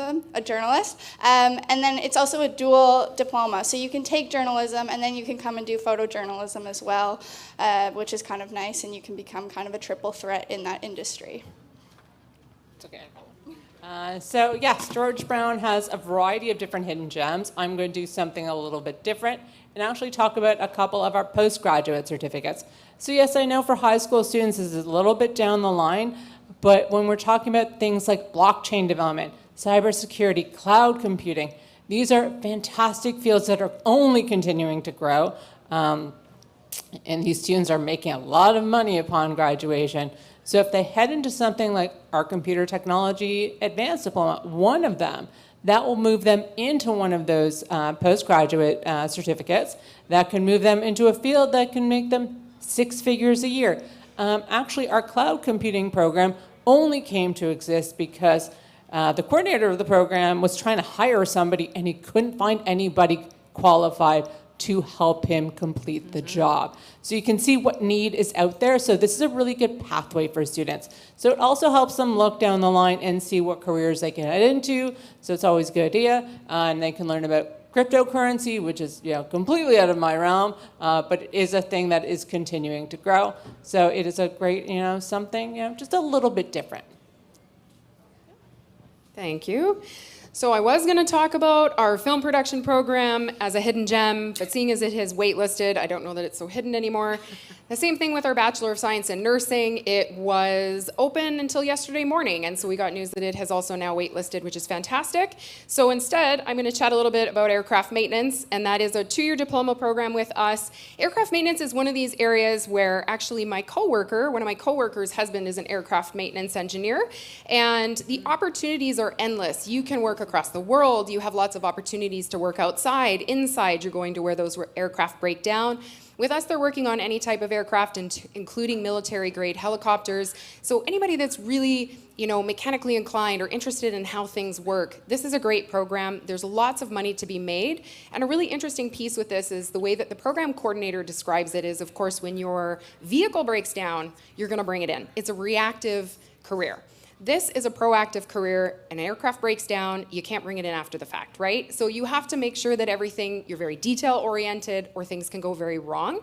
And because of that, it's a very well-paying industry as well. So aircraft maintenance is one with us. We also have mechanical engineering. So we have a 1-year techniques, a 2-year diploma, and a 3-year advanced diploma. And if students were gonna go into the second or into the 2-year, the first year of that program is the mechanical techniques 1 year. So you're getting a certificate or a diploma and an advanced diploma in 3 years, which is incredible. It's skill trades based first, and then a little bit of design, and moving on a little bit more into the theory, and then linking up to an engineering degree should they want to continue on afterwards. I was chatting with some guidance counselors earlier, so I do this apprenticeship presentation, and in there we talk about how there are so many programs in the college system that students just don't know. There's these little niches that are wonderful, like our mechanical program, for example. If they take the 2-year, they get all of their in-class learning. If they want to become a millwright, they never have to come back to school, and not all colleges have that. There's other colleges that have those that I don't. So those questions are really important, but those would be the ones that I would feature for us. Thank you. Thank you. Any final questions from the floor? All right, then, let's have a hand for panel 4. You are free to go. Thank you. And let's have a big round of applause just for all the panelists today. I think they did a fantastic job.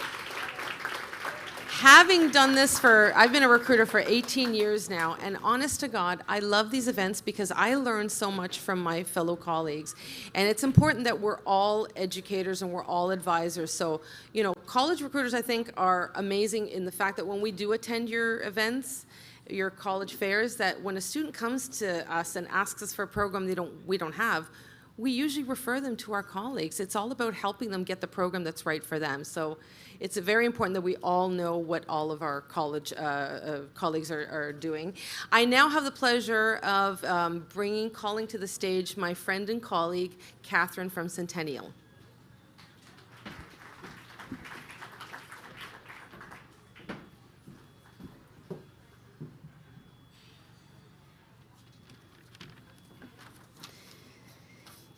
So on behalf of the Central Region of Liaison and Recruitment Subcommittee of CRALO, I'm pleased to present the Guidance Counselor Year of the Year Award to Johnson Kong, Guidance Counselor at Wexford Collegiate School of the Arts. Johnson, do you want to stand up? Oh, it's up to you. Johnson has delivered fantastic service supporting TDSB students exploring post-secondary options for the past 15 years. He began his career in education as a teacher and went on to pursue a Master's of Education in Counseling Psychology. This led him back to the secondary school environment. Throughout his tenure, Johnson has positively impacted the lives of students. He is a dedicated student mentor. His coaching extends beyond guidance and includes sports like badminton. Johnson has said, "The best part of my job is the students, talking to them about their challenges and celebrating their graduation and post-secondary admissions." He reveals in providing them with access to information and supports as they consider post-secondary choices. His commitment to promoting college pathways is demonstrated through his regular outreach to college recruitment representatives. He sources presentations, workshops, and campus tours that enables his students to make informed decisions regarding all post-secondary pathways. Johnson is awarded the Guidance Counselor of the Year Award due to his approachability and ongoing commitment to go above and beyond to access the resources that are essential to prepare students for their post-secondary journey. So if we can just give a round of applause for Johnson. Johnson, come up and receive your award.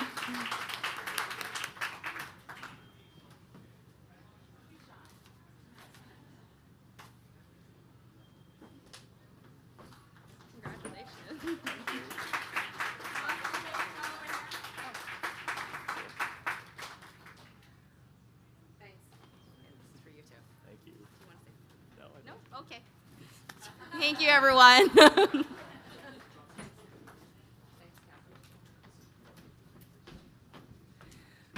Okay, so just wanted to cover a couple of housekeeping items. For those of you who maybe would like to take an extra dialogue booklet back to colleagues who were not able to come today, we do have extra hard copies at the front, so when you're exiting, you can pick up one, but it is also available in a digital format on the cralo.ca website, so you can get a digital copy there as well. Also for our guidance counselor guests, if you did drive today, we do have a parking voucher for you, so make sure to see someone at the front desk before you exit today so we can give that for you. And the way it works is you put your parking ticket in, and then when it asks for payment, then put the voucher in, and then it'll open the gate. I also wanted to just talk about fall events because I noticed that there's a lot of, this is that time of year when all the fairs are being planned and y'all book with the OUAC site first.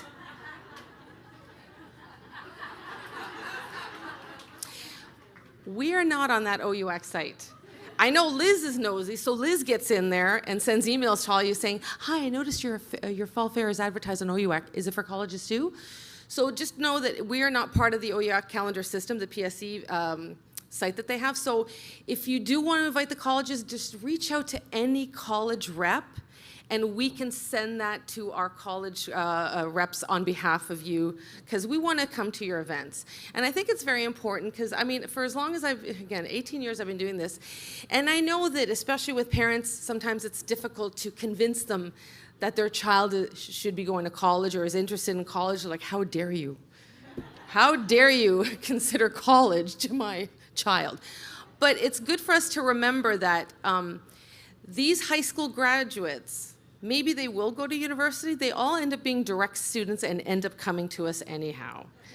Right? Hashtag see you in a year. Because it's not for everybody. So please, I know if you know, because sometimes schools are like, well, you know, our students don't go to college.